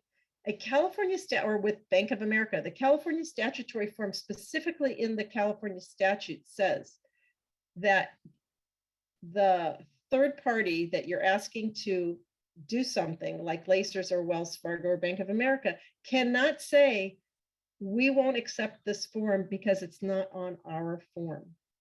That's what the statute says. So it actually says this form can be used with anyone as long as it wasn't done fraudulently. So Bank of America or Wells Fargo can't say, oh, it's not on our form, we can't deal with it. The statute says they have to. Now, is it a good idea to do it on the bank's own form or Lacer's own form just to make it easier? Yes, it probably is to do both if you have, but they have to be consistent, right? Otherwise, the one that's most recent would be superseding the others. You can always revoke powers of attorney. So if, for example, you gave your power of attorney to your son-in-law because he was an accountant and you thought he was brilliant with finances and you wanted him, or a stockbroker, you wanted him to invest your funds, etc. But then your daughter and son-in-law got divorced. Well, you don't still want him to be your agent under power of attorney, do you? No. So you can revoke these at any time. Just merely, well, you would have to give an actual notice of revocation to the person that you previously nominated as your agent, okay? And then give revocations if he used this power of attorney at banks or stockbrokers or anything else. So in this power of attorney, you could see you have the name on top, I, and that's the principal, Janet Morris, appoint an agent. So the agent could be anyone you trust. The most important thing with all of these documents is that you appoint trustworthy people who would do things on your behalf for your benefit. And you could see that there's many different powers here: real property, personal property, stocks and bonds, banking, insurance, estates, claims, benefits for Social Security, retirement transactions, tax matters, all of the above. So if you don't know specifically what you're going to need in the future, because you might need some or all of these, okay, the best thing to do is put all of the powers listed above so that the powers are very broad. But that gives people, the person you appoint as an agent, really the license to sell your property. You're giving them the ability to sell stocks and buy stocks on your behalf. So you better make it somebody who you trust. The other way to protect yourself is to make it a springing power. So as long as you have capacity, that agent doesn't have any power. Only when you lose capacity will this spring into effect. So the language that I like to use is, this power of attorney shall take effect upon my incapacity, and my incapacity shall be determined by my primary care physician in writing. Or if you're already pretty sick, or you know you want somebody to take over for you right now, you could say, this power of attorney is effective immediately and will continue until it's revoked. So those are two separate things you could say. I want it to be in the future, or I want them to act now. And then the magic words for a durable power of attorney is, this power of attorney shall continue to be effective even though I become incapacitated. If you don't have that durable language, when you become incapacitated, the power of attorney is invalid. So that's why if you go to Staples or Office Depot and you get a general power of attorney that does not have the durable language, that would not be something that would be good for planning for the future. Because when you got incapacitated, it wouldn't survive. So that's why you want a durable power of attorney. It will survive incapacity. And you want the statutory form in California, because that helps you get this acknowledged everywhere, with the federal, with the IRS, with the Treasury, with everybody. Okay. So moving on. So more tools in the toolbox. Bank accounts. How many of you have joint bank accounts? Probably many of you. If you have a joint bank account, that account is owned by two people. So if you put another person on your account, Janet and Erika, it means I own the whole thing and Erika owns the whole thing. So she could take all the money out without asking me, or I could take the money out without asking her. So a husband and wife, it's not really a problem because they're in California, their property is community property. But let's say you put mother and daughter on a bank account together, okay? Daughter could take all the money out, she owns it without asking mom, and it would be perfectly legal. Okay. What is a joint bank account good for? It's good because it passes the bank account on death to the survivor. That's what a joint account is. It makes them a joint owner, and they get rights of survivorship. So you don't have, it doesn't go through your will. It doesn't go through your trust. It just goes automatically to the joint survivor. If you have a bank account in your own name, but you say, well, what if something happens to me? I want my daughter to handle my money. Well, you could do a power of attorney on that bank account, and you can make your daughter your beneficiary by doing a beneficiary card at the bank. So that gives them the power to act on your behalf and the power to enjoy the benefits of the account after you die, but it doesn't give them ownership of the account while you're alive. So you want to be careful about that. The other reason you want to be very careful about joint accounts is for Medi-Cal purposes. Let's say your daughter puts you on her account. Okay, when you apply for Medi-Cal, all the money that's in that daughter's account, she just put you on because she thought, well, in case she dies, she wants you to have this money. But if you're a joint owner of that account, Medi-Cal will think it's all yours. Okay, so whenever you're a joint, and Janet and Erika, if it's a joint account, you own, both people own it equally. So what could be done in that case? Well, your daughter could just make you a beneficiary. So if she died, you get the money, okay, without putting you as a joint owner. Okay, so a power of attorney account is something, a card or the power of attorney, you have access to sign for that person. Doesn't mean you own the account, you're just a signer on their account. And the POD, pay on death, it means you're a beneficiary of that account. It's a beneficiary card that you know, anyone can designate you as a beneficiary, which means you get the account after their death. And it doesn't go through probate, doesn't go through your will, doesn't go through your trust. So you have to consider each very carefully. Now, representative payee. A lot of times I have people who get Social Security or veterans payments. It goes direct deposit into the parent's account, into that person's account. That person becomes incapacitated. All of a sudden, their daughter or son cannot access their money to pay for their care. They don't have a power of attorney. They don't have a living trust. They don't have anything. So in an emergency, or because you want to take care of that money because maybe they have dementia and they're giving all their money away and they're not paying their bills. If you need to pay bills for somebody and they can't do it for themselves, you can actually get their Social Security or get their veterans benefits by applying to be their representative payee. And then the money will come to you and you could pay the bills. So that's for people who have dementia, who have intellectual disability, who can't handle their money, and they require someone else to handle their money. And any person, you don't have to be married to the person or a parent of the person. Any person, even like a assisted living or board and care operator, can become representative payee over somebody so they can make sure that they get their bills paid. So it's quite a short process.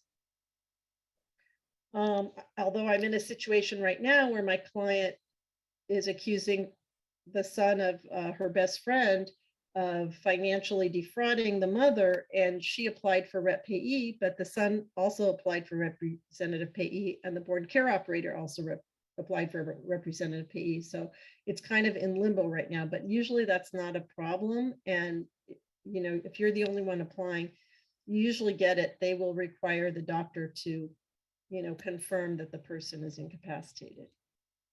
And it can be done within 30 days. Okay, what is a living trust? There's a lot of misunderstanding about a living trust. A living trust is a legal document that a lawyer creates for you with your instructions about how to handle your money that you put in the living trust during your lifetime and how to distribute it on your death. What is the reason for having a living trust? The reason for having a living trust is to avoid probate. Anything, if you die and you own things in your own name, okay, they either will pass through a will, if you have a will, or they'll pass without a will to your beneficiaries, but it will have to go through a legal case called probate, which takes a lot of time, over a year, sometimes 2 years, sometimes more, and takes a lot of money. It's a percentage of the estate is given by the court, not only to the executor who manages the probate, but also to the lawyer who represents the executor. So you get hit twice on fees.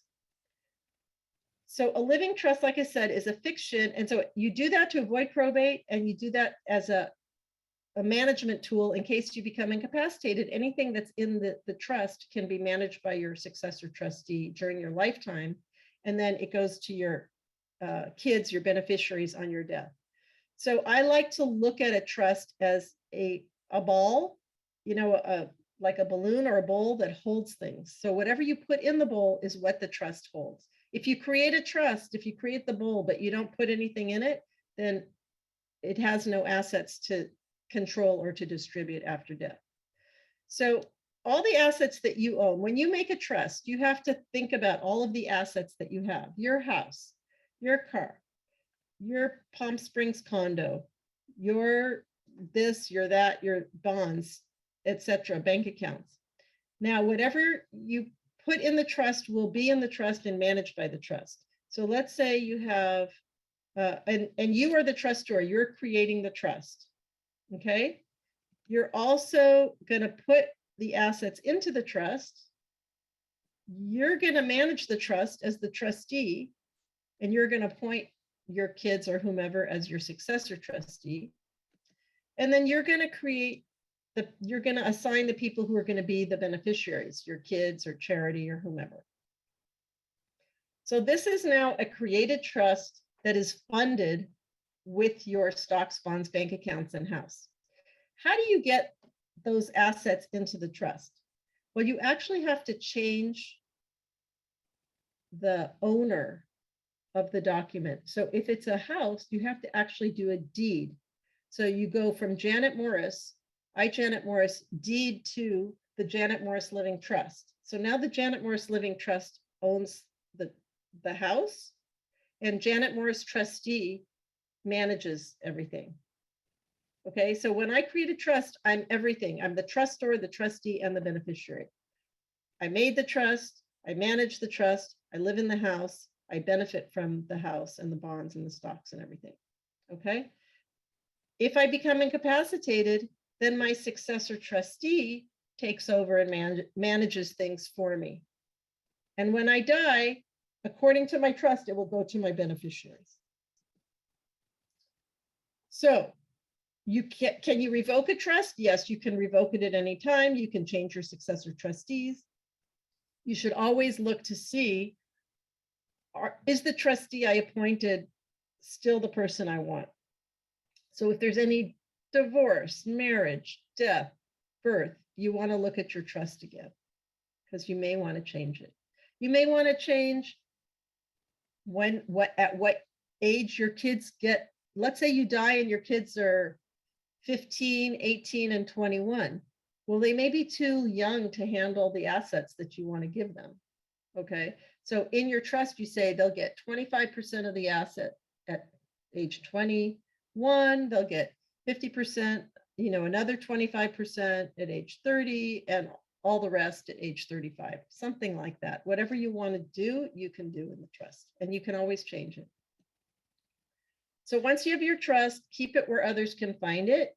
Usually trust estate planning attorneys put it in a 3-ring binder, and people don't know what they have. They know they went to an estate planning attorney, but they really don't know what they have in there. They usually stick it on their shelf, and when somebody calls me and says, oh, I don't know what to do, my mom had a stroke, I didn't need a conservatorship. I say, did your mom ever go to an estate planning attorney? Oh yeah, she did. She has a living trust. I say, well, look on her bookshelf, find the 3-ring binder and call me back. And it's usually there. Okay, if they've done some planning, they just haven't told anybody what's in there. So you want to know where it is. You want to share its existence with your agents and other loved ones and beneficiaries, so they know that where it is and what's in it, hopefully. Review it at life cycle events, like I said, births, deaths, etc. Amend it as necessary and use a reputable lawyer.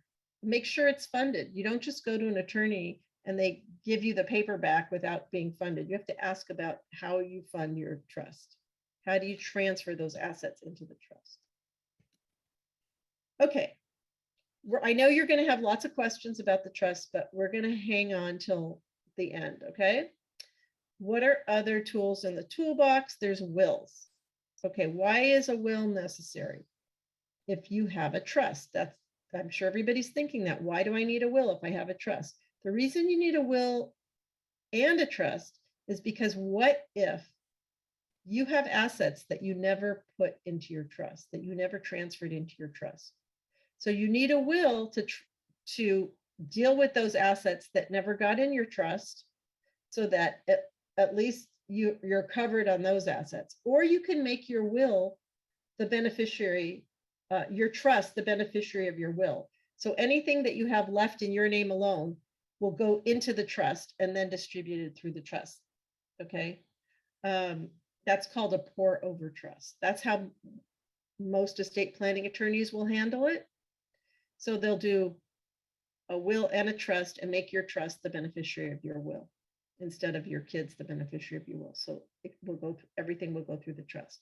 So you can go to an attorney, and as part of their estate planning, they'll do a prepared will for you. You can also do a form will in California, which is called a statutory will, which is about 4 or 5 pages long, and it has boxes, and you write your name, and then if you want to give your house to someone, you could sign that document. If you want to just give everything you own equally to your kids, you could sign that part of it, and then you sign it with 2 witnesses. No notary, 2 witnesses. Or you could do a holographic will, which means you take your paper and you say, this is my last, I, Janet Morris, declare this is my last will and testament. It's all in my hand, and I give everything to Erika on my death, and I date it and sign it. That is a valid will. If that's the last will I made, Erika is going to be the valid beneficiary of that will. Now, will my kids contest it? Yes, they will. Okay, they will contest it. But if I already have everything in a trust and nothing left in my name alone, it's kind of doesn't mean anything because I have a trust. So my trust with all the things in my trust are going to go to my beneficiaries, and Erika might be left with, a bank account that's in my name alone that never got into the trust, perhaps. So, but if I never made a trust and I had a previous will that said, my millions of dollars go to City of Hope, and then I make a holographic will and I say everything I own goes to Erika, she gets everything under the holographic will, but believe me, if it's more than $1 million, City of Hope is going to contest that will. So they could do, the court in that case will get an expert to make sure that was my true signature. Erika will have to give testimony or have witnesses to say, oh yeah, on this date that she made the will, Janet was perfectly okay in the head. And she did it knowing that she wanted to give everything to Erika. And so that would be perfectly valid. Or if you die intestate, that means no will. But whether you have a prepared will, a statutory will, a holographic will, or no will, if you own assets that are not in a trust, not joint tenancy, not an insurance policy where there's a beneficiary, it will have to be probated, which will take a long time and take a lot of money. Okay. I mentioned something else called a transfer on death deed. This is like a living trust light. Why do I say that? For people who their main asset or their only asset is their house, and we all know a house in California are substantial, you know, the value is substantial, you know, probably $1 million or more. If you don't want to do a trust and you want to give the house to your kids on death, okay, but you don't want to put them on title now, you can do what's called a transfer on death deed. So you can say, I want my house to go to my kids on my death, and this is a deed that will be perfected after death. So I own my house now. I can mortgage my house now. I could get a what do you call it, reverse mortgage if I want. I could do whatever I want, sell the house, rent the house. They have nothing, my kids have nothing to do with the house as long as I'm alive. But on death, if I still have that house, they will get it automatically. So it's not like a joint tenancy and it's not like a trust. I mean, it is kind of like a trust because you're holding it in trust for somebody after your death. And so it doesn't get probated. It goes automatically to that person. You know, you have to have a recordation. You have to have a, you know, death certificate. And it's done now for later. There's no Medi-Cal claim for that on the house. If you die with the house in your name alone, Medi-Cal can come back and make a claim against everything they paid for you after the age of 55, or if you were in a nursing home. So that could be hundreds of thousands of dollars. So people don't want to get Medi-Cal because they think the state is going to take their house. They will not take your house if your house is in a joint tenancy and there's a survivor, if you have a transfer on death deed, or if it's in a trust.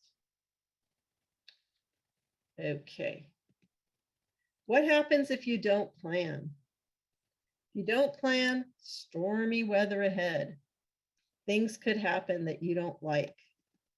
All right.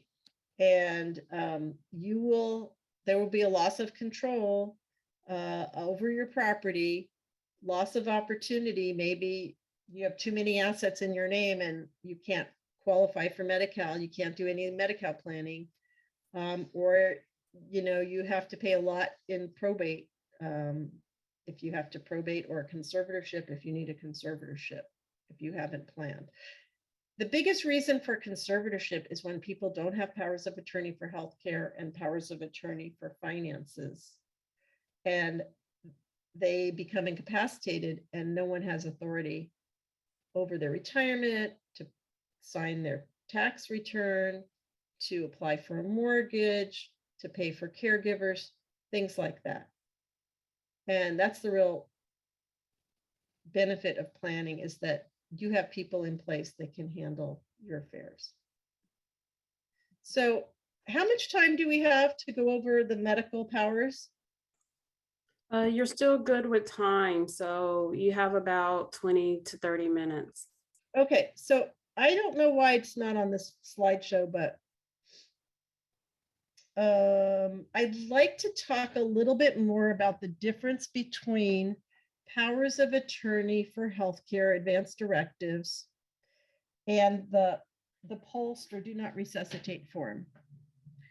Okay, everybody should have a power of attorney for healthcare or advanced directive. It could be on the 5 wishes form, it could be on a Betzetic form, it could be on an AARP form, could be on a Kaiser form, could be on any form. And what's the purpose of that? The purpose of that is for, if you became incapacitated, that you've already nominated somebody to make healthcare decisions on your behalf. It's legally binding. If you have 4 kids and you appoint one as your agent, that is the one who will have the authority to make healthcare decisions on your behalf and no one else. Even if you have a spouse, whomever you write in that agent space is the one who will have the legal authority. Now, for example, my mother-in-law had 2 boys, 2 children. One was a doctor, one was a lawyer. That was my husband, my ex. I tried to get her to appoint one of them as the primary power of attorney for healthcare and one as the alternate. Okay. She said, no, I want both of them as co-agents. So you can have co-agents, but they both have to make the same decision at the same time. And they, used to have to be in the same place before the internet and all that and Zoom and all those things that we have right now. So she absolutely didn't want to do that. She said, if I can't make them both co-agents, then I don't want to do it. So she made them co-agents. Luckily, it worked out, but sometimes it doesn't because they weren't particularly close. They lived on opposite ends of the country. They didn't really talk too much. At the end of her life, yes, they did cooperate and they, jointly made decisions, but it possibly, there's possibilities that it wouldn't turn out that well. Many families are dysfunctional, or kids don't get along, or the parent talked to one person, not the other person, to tell them what they wanted and not the other one. So it's really good idea to have written down not only who you want to make the decisions, but also the directive, right? The desires, the statement of desires. What do you want? Do you want everything done for you? Do you not want to be hooked up on machines? Do you want a trial period, say of intubation or whatever? To me, it's more important who you pick as the agent than what you say is your desires. Because a lot of people say, I don't know what I would want because I can't predict what's going to happen in the future. If I want to be kept alive or I don't want to be kept, let's say you had a stroke. Many people recover from strokes. You wouldn't want not to have care if you had a stroke. You at least some people would want a trial period. They wouldn't want to have no care at all. Because if you did an advance directive and you said, I don't want any, let me go. You could say that in your advance directive. We just got sort of a technical issue. Yeah. Okay. Let me know when it goes back on. Okay, there we go. Okay, that happened when somebody else was talking earlier. Okay, it's okay now? Yeah. Okay, so it's more important who you choose because then that person hopefully knows what your priorities are and what your desires are and could figure out what you would have wanted at the time that you need it. But everybody's different and you could be as specific as you want. The 5 wishes gets very specific about what kind of music you want and what kind of, this and that, where you want to be. Or you could say nothing about what you want and just leave it up to your agent. Okay, so it's really very personal to the person who, who's writing it about themselves. Communication is good, whether you write it down or not, whether you say it orally and the person understands it, that's fine. Communication, like that video we saw, is very important. It's a gift to families when they can calmly sit around a table and discuss these things. And really, it's not just mom who tells the kids what she wants. Maybe it's an opportunity for the kids to tell mom and everybody, their siblings, what they want, because anything could happen to anybody at any time. And we want to plan ahead. And it's not just, maybe we could say, let's all do our powers of attorney together, our advanced directives together. Let's do this right now. Let's do our plan together. It's not just about mom and dad. It's about all of us. It's about our kids. Our kids go to college. They trip and fall and hurt their head at college and they're over the age of 18. Privacy and HIPAA rules say doctors and hospitals can't talk to anyone unless the patient authorizes it. If the patient's not thinking because they're in a coma or they have a TB, traumatic brain injury or something, if they didn't do a power of attorney ahead of time to make their parent, able to make decisions, they could be left in the cold and require a conservatorship. Now, that's not usually the case that happens in California. Usually, if there's no writing, there's no valid writing like a power of attorney, the hospital or doctor will let the parent or the significant other informally make decisions. Okay, 90% of the decisions that are made without a power of attorney. They're made informally. But if say the husband says, I want this for my wife, and the stepdaughter says, I want this for my mother, and they're different, the hospital's not going to choose one or the other. They're going to say, go and get a conservatorship, or show me the power of attorney that gives you the power. Okay. A lot of times people say, oh yeah, I have a power of attorney. They don't. They're just saying that. So unless they show the power of attorney, or unless they go get a conservatorship, the one who's got the writing from the judge or from the principal is the one who gets to make the decision. So that's why with non-traditional relationships, it's really important. You know, if you have a partner that you're not married to, and even if you're married, your spouse doesn't get the power to make a decision for you if somebody is objecting. Okay, they have to show the power of attorney. Now, if nobody's objecting, of course, the spouse will be the one to make the decision, or the adult child, if they don't have a spouse, will be the one to make the decision. But if there's conflict, for liability purposes, the hospital and the doctor are going to want to get somebody who has a writing or an order from the judge. So that's why it's important to have a writing. If your spouse or your parents or your children don't get along with the person you would like to make the decisions, you better put it in writing and make sure they know who it is that has the authority. All right. So that's really important. What else did I want to talk about? Do not resuscitate orders. Okay. Unless you're in a hospital setting, there's no real well, let me go back. There's something called a POLST, P-O-L-S-T, Physician's Order for Life-Sustaining Treatment. That acts as a do not resuscitate order because it has three parts to it. The part about CPR, which is cardiopulmonary resuscitation if your heart stops or your breathing stops. The part about breathing help, like a CPAP or a ventilator or BiPAP machine. If you stop breathing, your heart's okay and you stop breathing, they can add a breathing tube to you, okay? And the third one is nutrition and hydration, whether you want to be given artificial nutrition and hydration, food and water. Okay, so those are the three parts to the POLST. You only do a POLST if it wouldn't be surprising that you passed within 6 months. That's kind of the rule of thumb. A POLST is not an extra additional add-on for people who are doing their powers of attorney for healthcare and finances, okay? It's really about life-sustaining treatment at end of life. So you think about doing a POLST, somebody should think about doing a POLST for their patients or themselves if they have a terminal illness, they're very old, they have a sickness that puts them in jeopardy of passing.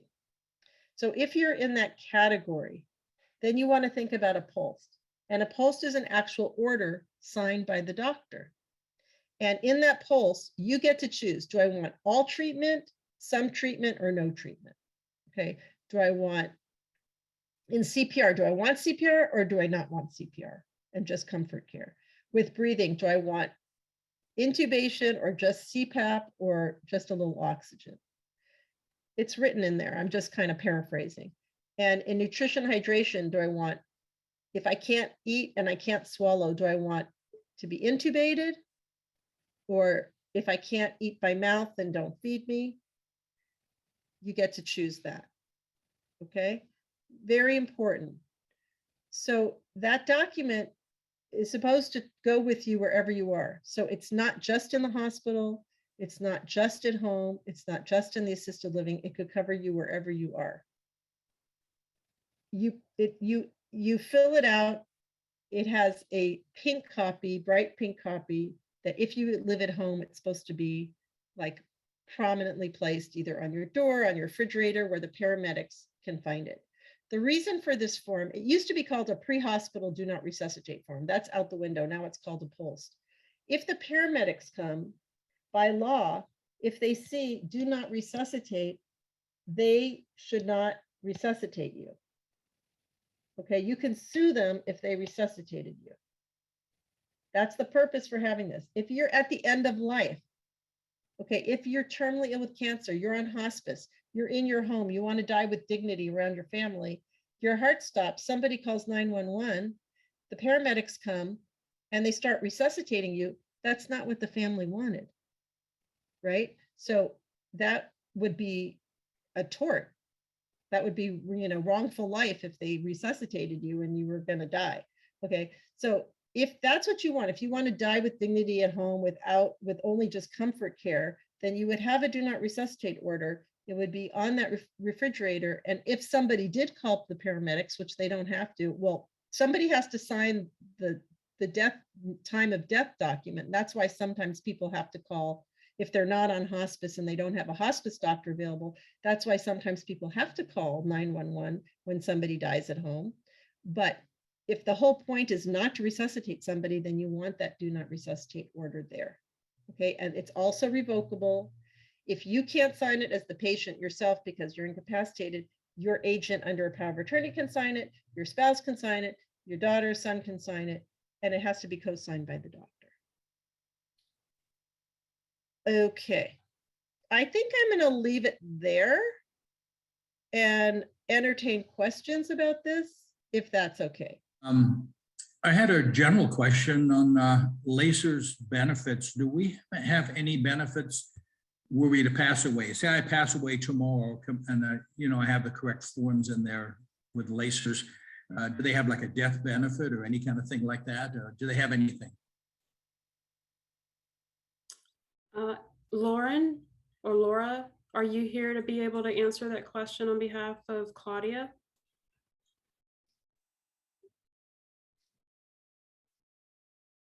Well, I was going to basically say, Michael, from my knowledge, LACER's just has unless they've made some changes, they have a $2,500 death benefit that they pay out to a surviving spouse or a family member. And it's, like I said, it's just $2,500. I don't know if that's what you mean, but that is something that LACER's pays out. It's not a life insurance or anything. It's just an extra benefit.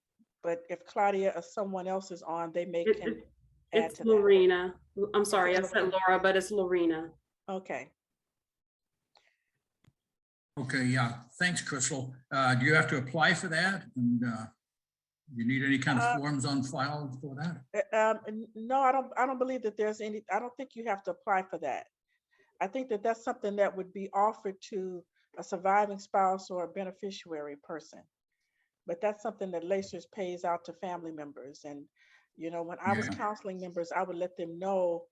That's why it's important to have something outside your life insurance policy or something, because it's only $2,500, and that's gotten after, more than likely after funeral is over. It would be something you would get later on, but the family would get, but it's $2,500.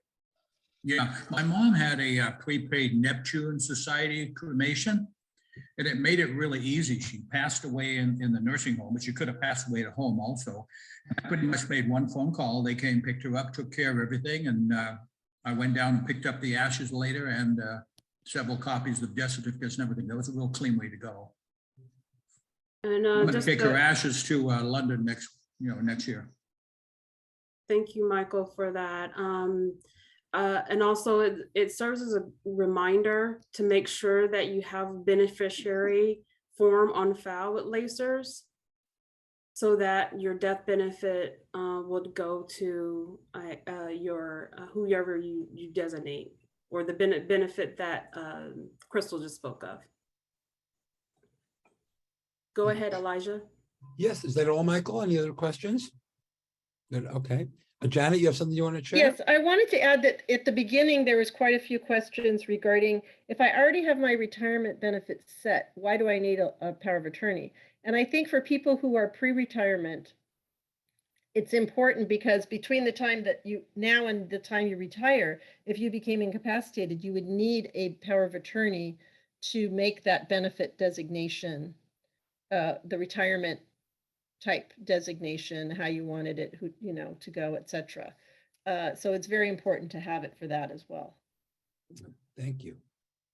Yeah, because I would like to add to that, Janet, because what most LACER's members don't realize is because I've talked to family members with the incapacitated retired member, maybe in the hospital. If LACER's doesn't have anything on file for you, we won't release any information to the spouse, to your children, I've had people to call in and let's say they want to change your medical plan from Kaiser to Blue Cross. They say, well, I want to fly my mom to Texas and change her medical. Well, and she's not in the state of mind to do it herself.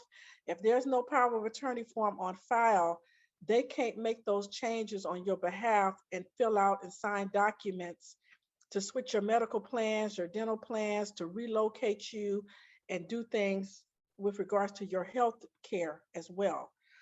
Okay, so that's another reason why Very important. Yeah, we need that on file. Very important for that.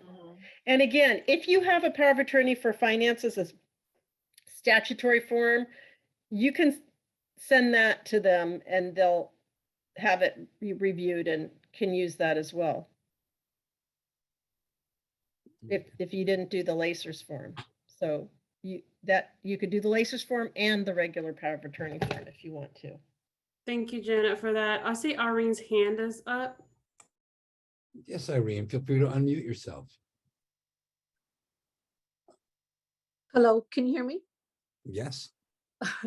So my question was actually on that first form, the power of attorney that Claudia was going over. Is that still needed if, you know, all the forms we fill out when we first retire, who we give a designation, say a spouse or children or whatever it is to make our decisions? Is that sufficient enough, or do you still have to have that specific form that Claudia was going over, the power of attorney one?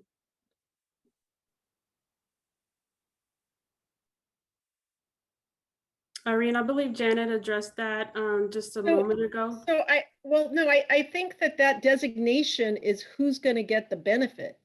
You still need a power of attorney if anything needs to change or if somebody needs to get information.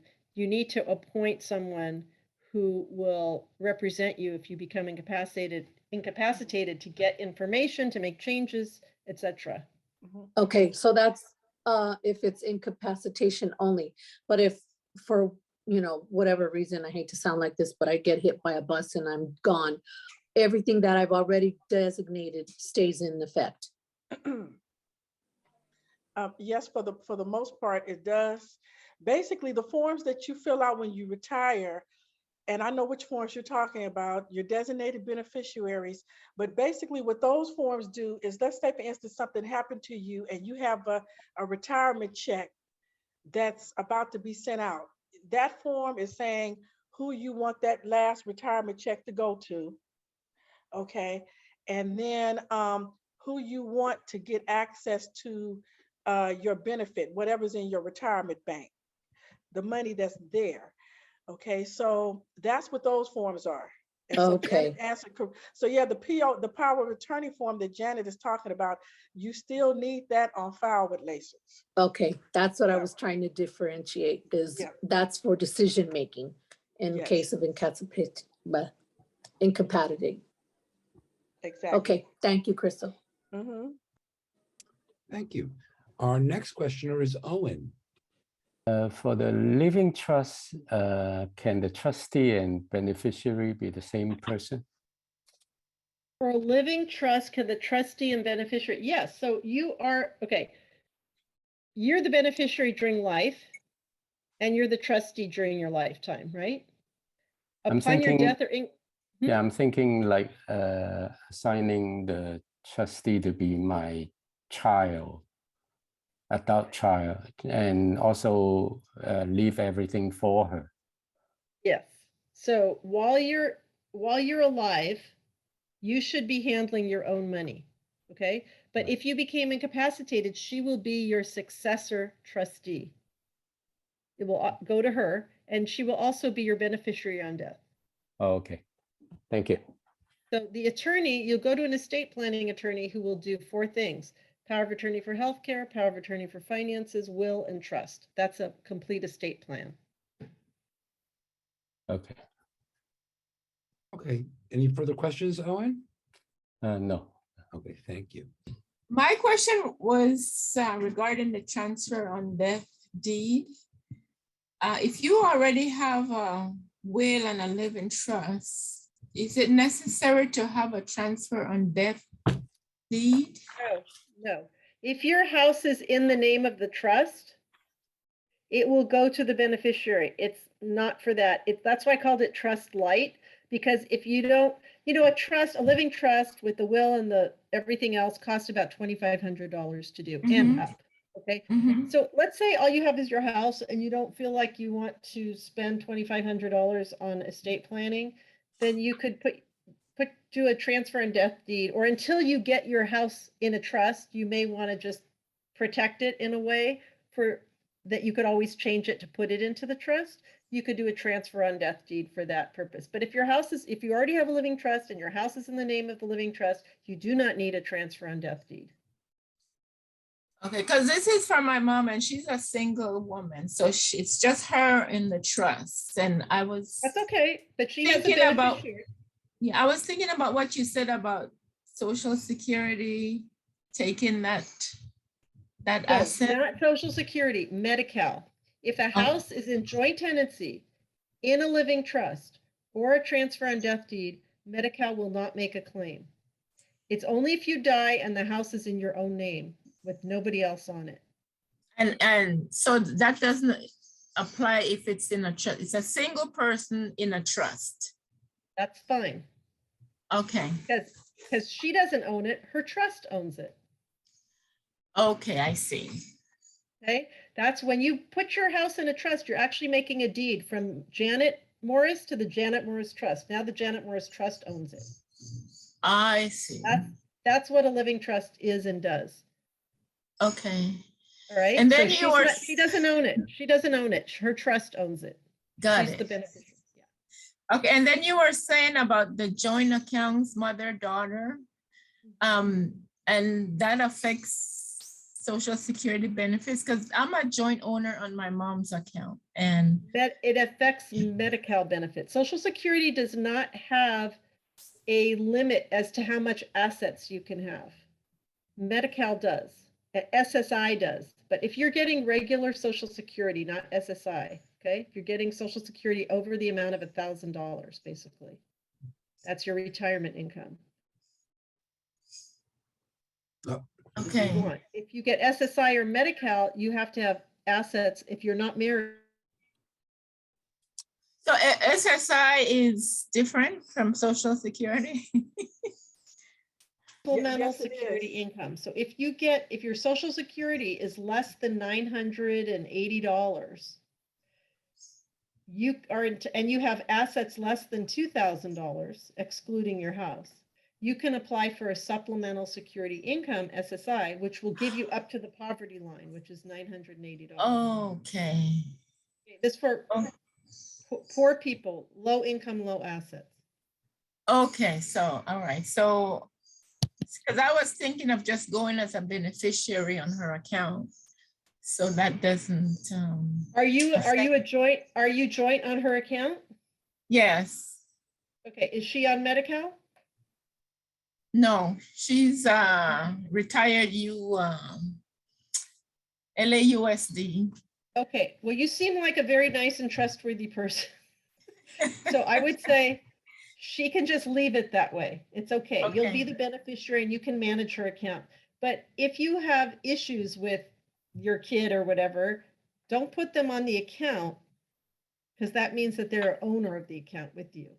Yeah, so I am a joint owner on her account. Okay, but you're not, if it's her money, you're going to use it for her. You're not going to take all the money. Oh yeah, definitely. I was just wondering about the drawbacks of that as far as Social Security goes.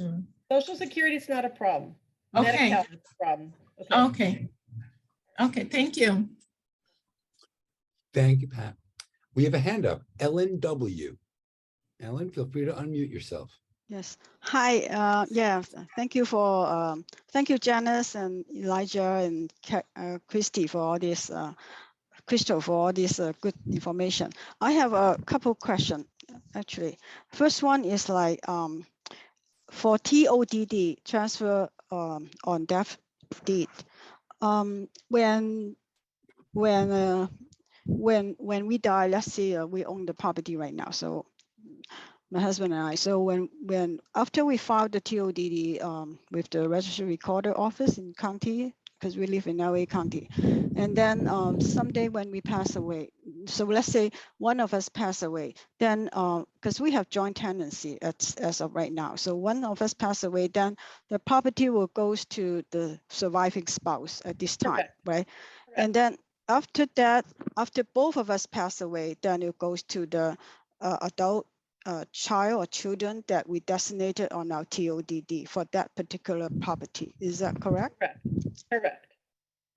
And then Correct. how do that adult child, what type of form does he or she need to file in order to transfer that property into his or her name? You know what? I haven't had a case where I've been asked to do that yet, but I'm sure it's with the county recorder. They can tell you, and it should be on the fact sheet on the TODD. Okay. I know you have to show the recorded document, which is at the recorder's office. Okay, that's not a problem. Plus the death certificate, and I think they do a transfer deed, and it goes to the children or child. Okay. If you want to do anything different than that, you know, or you have multiple properties, it's probably a good idea to look at a living trust. But TODD is good for like one property. If that's all you have and you don't want to go to estate planning, you could do that to protect your property to go to the next generation without reassessment and things like that. Okay, yes, thank you. And another question is, let's say the bank accounts that we already have, I think most of people, they probably already have beneficiaries already in place for those bank accounts. So before you put if you put some of the bank accounts in the living trust that you already set up, and when I pass away, would the if the beneficiary on the living trust for that particular bank, for those accounts in that particular bank, is different than the beneficiaries already on file for those accounts in that bank account or financial institutions. Right. Which one supersede which one? Yeah, I'm pretty sure it's the override? trustee of it's the beneficiary of the trust, not the bank account. Okay, so it will supersede that if those accounts are included in there. Okay, that sounds good. I believe so, because then the title changes to the bank account. Right. The title changes to the trust. To the trust. And I think the beneficiaries of the trust get it. Right. Okay. And you can designate in your trust. Oh, my battery's running low. You could designate in your trust that bank account goes to a certain person and another bank account goes to another person if you wanted to. Oh, okay. All right. All right. But talk to your attorney about that. Right. I'm going to put myself on no camera while I get my battery going on this. Okay. So you can keep asking questions. Okay. Yeah. One more question. I would like to know, I don't know if other people would like to know too, the difference between A trust and AB trust. And what is the pros and cons about those two different type of trusts for either for single or for married couples? I'm married. You know what? I'm not a trust attorney, and I'd rather not answer that question. I think you should ask your own trust attorney about that. Okay. Is there a resources that we can do some research before we see the attorney? I'm sure you could look online and it'll discuss it. All right. Thank you. Yeah. Thank you very much. I wanted to make one more comment about the one question that came up way in the beginning about something similar to this. They said, if the house is in trust, with the son as the beneficiary, does the house title need to change? So if the house is in trust and your son is the beneficiary of the trust, you've already changed the title of the house to the name of the trust. You don't then put your son on title. Your son is the beneficiary of the trust and the house is owned by the trust. So you don't move it back to the name of your son, okay? So somebody asked that question up front. I hope that clarifies. Thank you. Yeah, I see what somebody in the chat put. What's the best way to find a reputable estate attorney? So I deal mostly with elder law, which is estate planning and benefits, Medi-Cal benefits and long-term care. And I usually refer to the,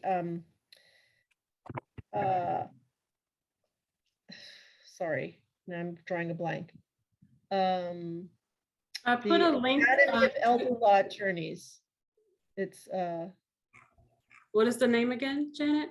hang on a second, I have to think. American Academy of Elder Law Attorneys. NAELA, National Academy of Elder Law Attorneys, www.naela.org, naela.org. That's one place to find it. Those are specifically elder law attorneys who also do estate planning, which many people do. Or you could be referred by a county bar association lawyer referral list. And you can ask specifically like LA County Bar lawyer referral, or Asian American Bar, or Mexican American Bar. They all have lawyer referral lists. Yeah, and I you put can a link find- to that search. You can do, when you go to that link, over in the left-hand side, it has a referral, an attorney referral option. So I'll put that in chat again.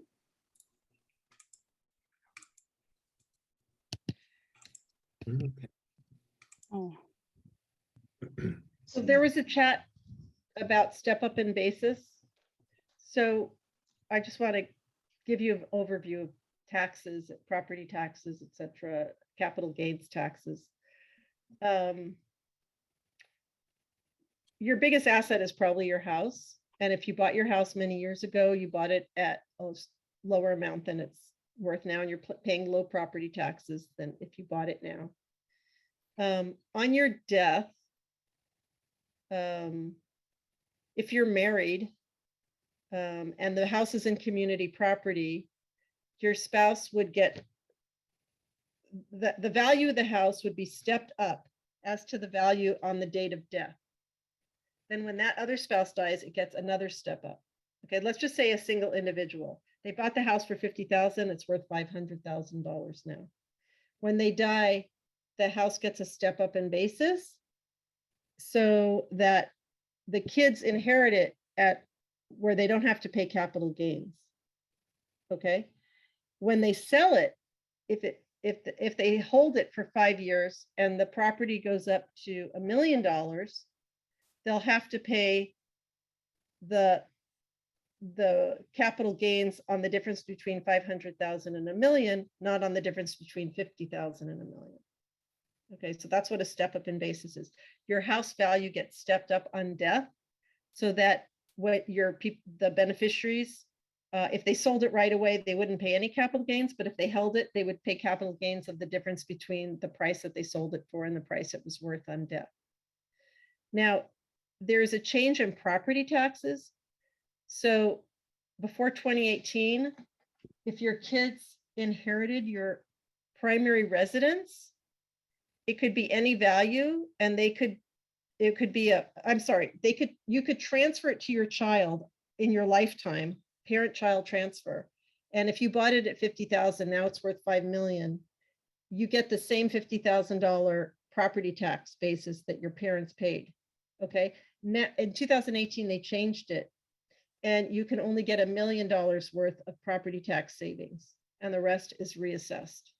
So anytime you sell a house or transfer interest in a house, even if you don't sell it, you just transfer it from parent to child or anyone, the new person has to pay taxes based on the current value. But there is an exception between parent and child, and now that exception is shrunk. So it could be any value before 2018, and now it's only $1 million is protected of property tax reassessment. So when your kids inherit your house, it will be reassessed for property taxes. Okay. Yes, you're talking about the 1 million of the total value of the house. There is a way to kind of save tax, and I'm not a tax attorney. I'm not giving you legal advice here. Okay. Let's say you have a house that you've owned a long time, and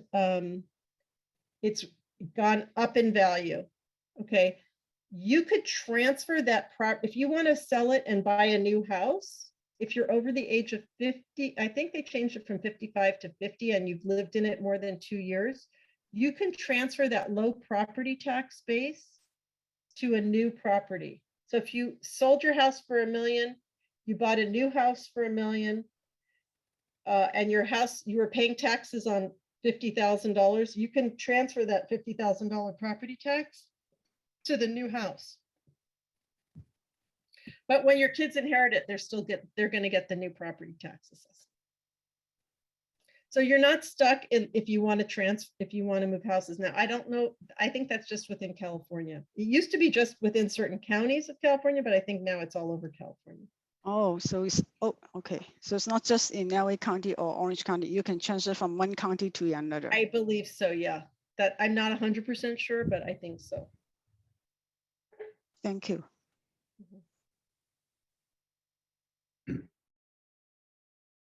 Any other questions? Anybody that wants to raise your hand or just pipe in?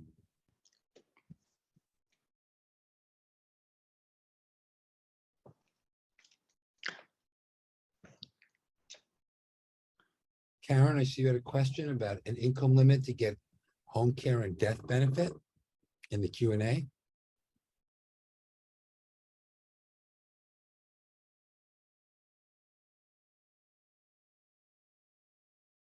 you read it? Wait, let's see.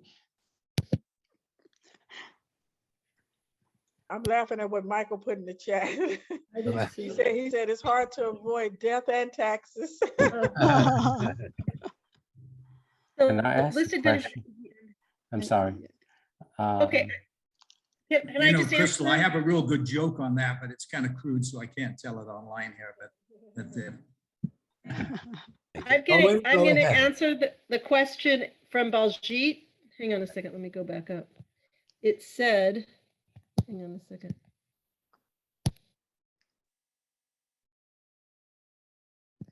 Listed beneficiaries, e.g. on bank account, do they just have to present a death certificate to the bank to take over the bank account? So it's not taking over the bank account. They'll actually, when you give them I believe when you give them the death certificate, they will then give you write a check to you with the assets in the account. Now, there's also something called a small estate. If you die and you have altogether less than, I think it's altogether. I don't think they consider your house, but if your total estate is less than 160,000, it keeps going up every year. I think it's $160,000 now. You just sign a one-page form called a small estate declaration. The bank has them, and you don't need to have a will or a trust or anything. They'll just give, if you're the beneficiary, you could show that it was your mother and yourself and there's no other siblings. You just declare that in writing. They will just make you the beneficiary. You don't have to be a beneficiary on the account. Okay. So if it's or you and your sister, or you and your sister and your brother, if you show you're the surviving children or spouse, and there was no will, no living trust, it's called a small estate declaration. So nothing under 160,000 is probated. It avoids probate. Small estate declaration. Can I ask Janet a quick question on the living trust? If my wife and I have joint accounts and also the houses in both our names, do we have to do a separate living trust for each of us, or can it be on the same living trust? Both names on one. It used to be very common to do joint living trusts, but I think now they do separate. Okay. But I'm not 100% sure. Thank you, though. I find out. Okay. Okay. Thank you. May, you have your hand up? We'll get to everybody. Hi. Hi, May. Hi. Oh, okay. I have a question. Can I put the laser's money in a living trust, like fill out the power of attorney form and put the laser's money in the living trust and make myself as a beneficiary. You usually don't put income accounts into a trust. So the I don't know the answer to that, but usually your money usually it's a direct deposit into your bank account, right? Your Right. retirement. So you could have your checking account in the name of the trust. Oh, okay. So that way, the living trust can have the laser's money and make myself as a beneficiary. Yeah, you would be the beneficiary of your living trust. Your bank account's in the owner of the bank account's in the living trust. Then But you still would need the laser's power of attorney, I believe, to get that death benefit or whatever, or any power of attorney to get that last benefit. Okay, so I need to do both. Mhm. Well, May, I was gonna explain to you what happens with your laser's money. Let's say, for instance, if you're married, okay, and you pass away, and you have a surviving spouse, you was married to him before you retired, so he would be the survivor spouse.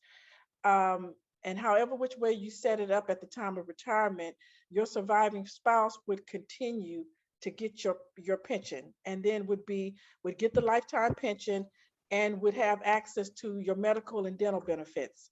That's automatic. Now, if you let's say you retire and you're single, okay, you're single when you retire, you don't have a surviving spouse. What happens is, if you pass away, this is where those beneficiary forms comes in, okay? And so whoever you noted as beneficiary will get whatever check that's still hanging in the balance that still need to be cashed. That person would get that. And what happens is, when you retire, there's so much money you've paid into your retirement bank, and then the city matches that, which carries you for a lifetime. Let's say you have 50,000 in your retirement bank. Well, that money would be split between whoever you designated as your beneficiaries, whatever's in your retirement bank, whatever's left. Okay, but that's how that money would go. If something was to happen to you and you have a pension and things of that nature, so it would be divvied up with your beneficiary. So like she said, it wouldn't be your pension check going into the trust, it's your bank account. Okay. Okay, my question is, when I still living but I am incapacitated, and can I handle my money anymore? Can I put my latest money in the living trust, and I myself is the beneficiary? See, that's, it would be the bank account. I don't think it would be your pension check. But I don't know if Lorena, if she's on here, is still on here from the retirement side, that could possibly answer that. But I just think it's the bank account. It's a bank account, so I don't need to fill out the power of attorney form. Well, no, you still need to do that, because let's say, for instance, something was to happen to you, May. Your family members, your children, they wouldn't be able to call. If they called Lacers and they wanted to find out anything about your pension money, Lacers is not going to release any information to them. They're not going to tell them anything about your file, about your pension, they're not going to release any information to them without some type of form on file.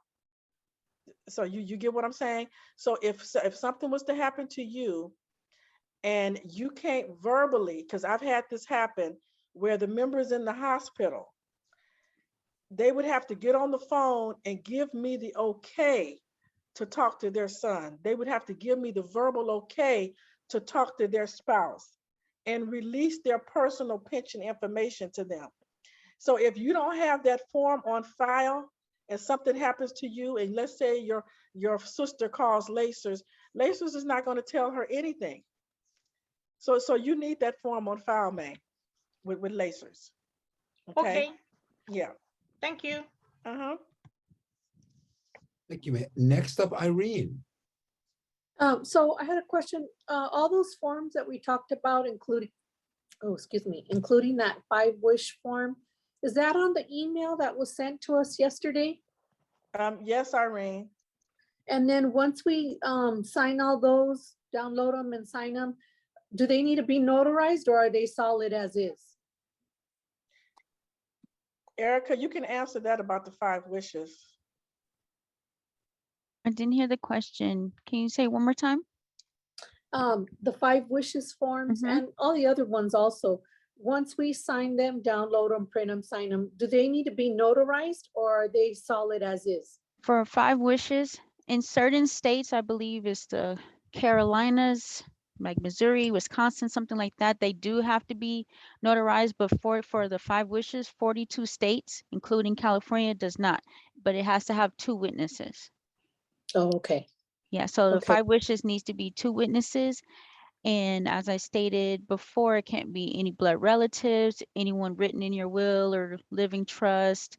It has to be just a neutral party. So a friend, no one from your medical care team, nothing like that could be your witness. It has to be like a friend, neighbor, someone that is just attesting that you're making these decisions in a clear, sound mind. Okay. But it doesn't have to be notarized, just like a will doesn't have to be notarized either. Okay, thank you. And then Crystal, real quick, what's the name of that form that you were just telling May about? To give others, That was the form that Claudia shared in the present. That was the Lacers power of attorney form. I'll put the link in the chat for everyone. So just FYI, powers of attorney for finances should be notarized, healthcare notarized or witnesses. A will, only 2 witnesses, not a notary. a will? A will, but a holographic will, one you make on your own writing with nothing else on the paper, only your own writing, no witnesses, no notary. Oh, wow. Okay. Thank you. Ellen W., you have your hand up. Yes, I do have questions. About the living trust, okay, so when we make the living trust, so let's say husband and wife make a joint living trust, and then so like we are the trustor and the trustee of the living trust, or and then with like with right of survivorship, something like that, right? There's no right of survivorship in a trust, but yeah, the other one, you're co-trustees, and if one becomes incapacitated or dies, the other one survives as the trustee. Right, and then we can name our adult child or children to be our successor trustee and the beneficiaries. Correct. Is that right? Yes. Oh, okay. Then when we pass away and then how do the successor trustee or beneficiary transfer our assets to his or her or their names? So what do they need to do?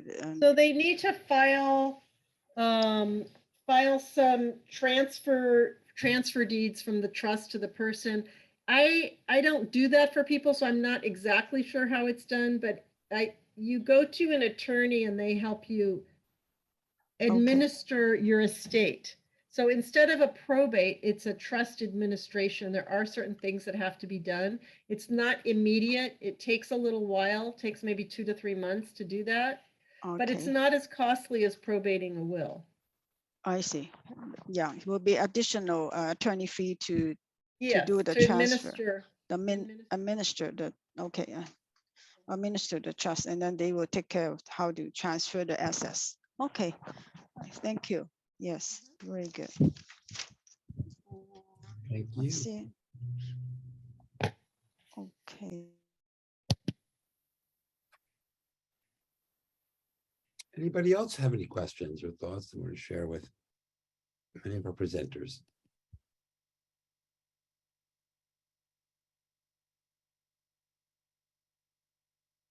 Oh, I see a hand. Let's take a look here. Maybe we missed this person.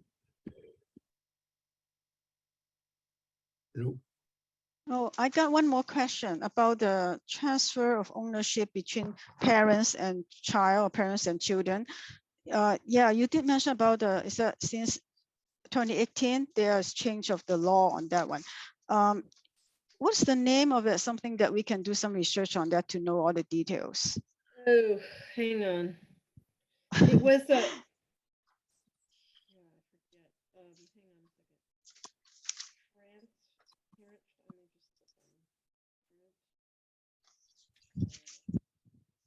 let me just look on transfer restrictions.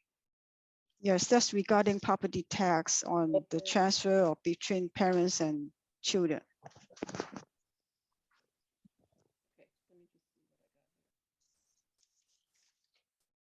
Okay.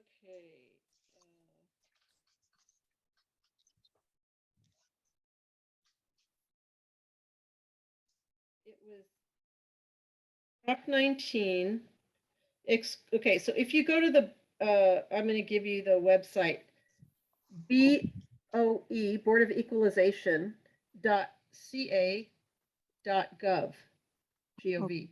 And it says Prop 19 information, and then you'll scroll down, it says Prop 58. It's actually Prop 58. So exclusions from reappraisal, frequently asked questions about Prop 58. Okay. And it says, Thank you. yeah, So yeah, proposition 58. Okay. BOE.ca.gov. there was something called Prop 19 and Prop 58. You look, it'll explain it all in there. Okay, very good. Thank you so much.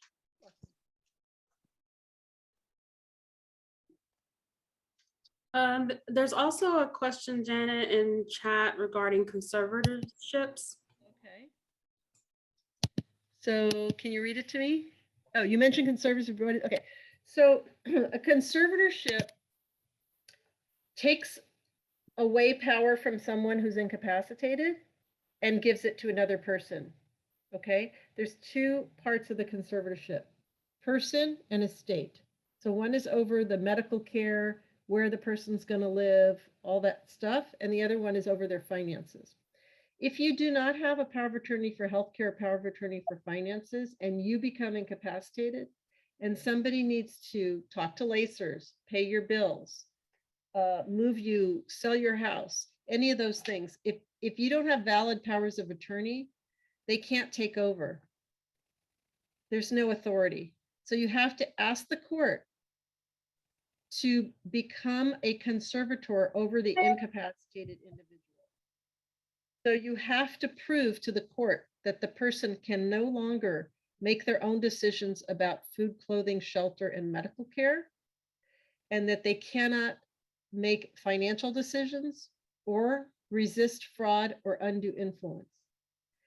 You prove those things through declarations by the doctor, by other, there's lots of ways to introduce evidence to the court so that the court is satisfied that that person doesn't have capacity and that you're a good person to take over. Okay, so you have to file a petition, you have to file a doctor's declaration. Each party has their own lawyer. The conservator, that's the person asking for the conservatorship, and the conservatee, the person who's going to be under the conservatorship, both have their own attorneys. The court will appoint an attorney for the conservatee.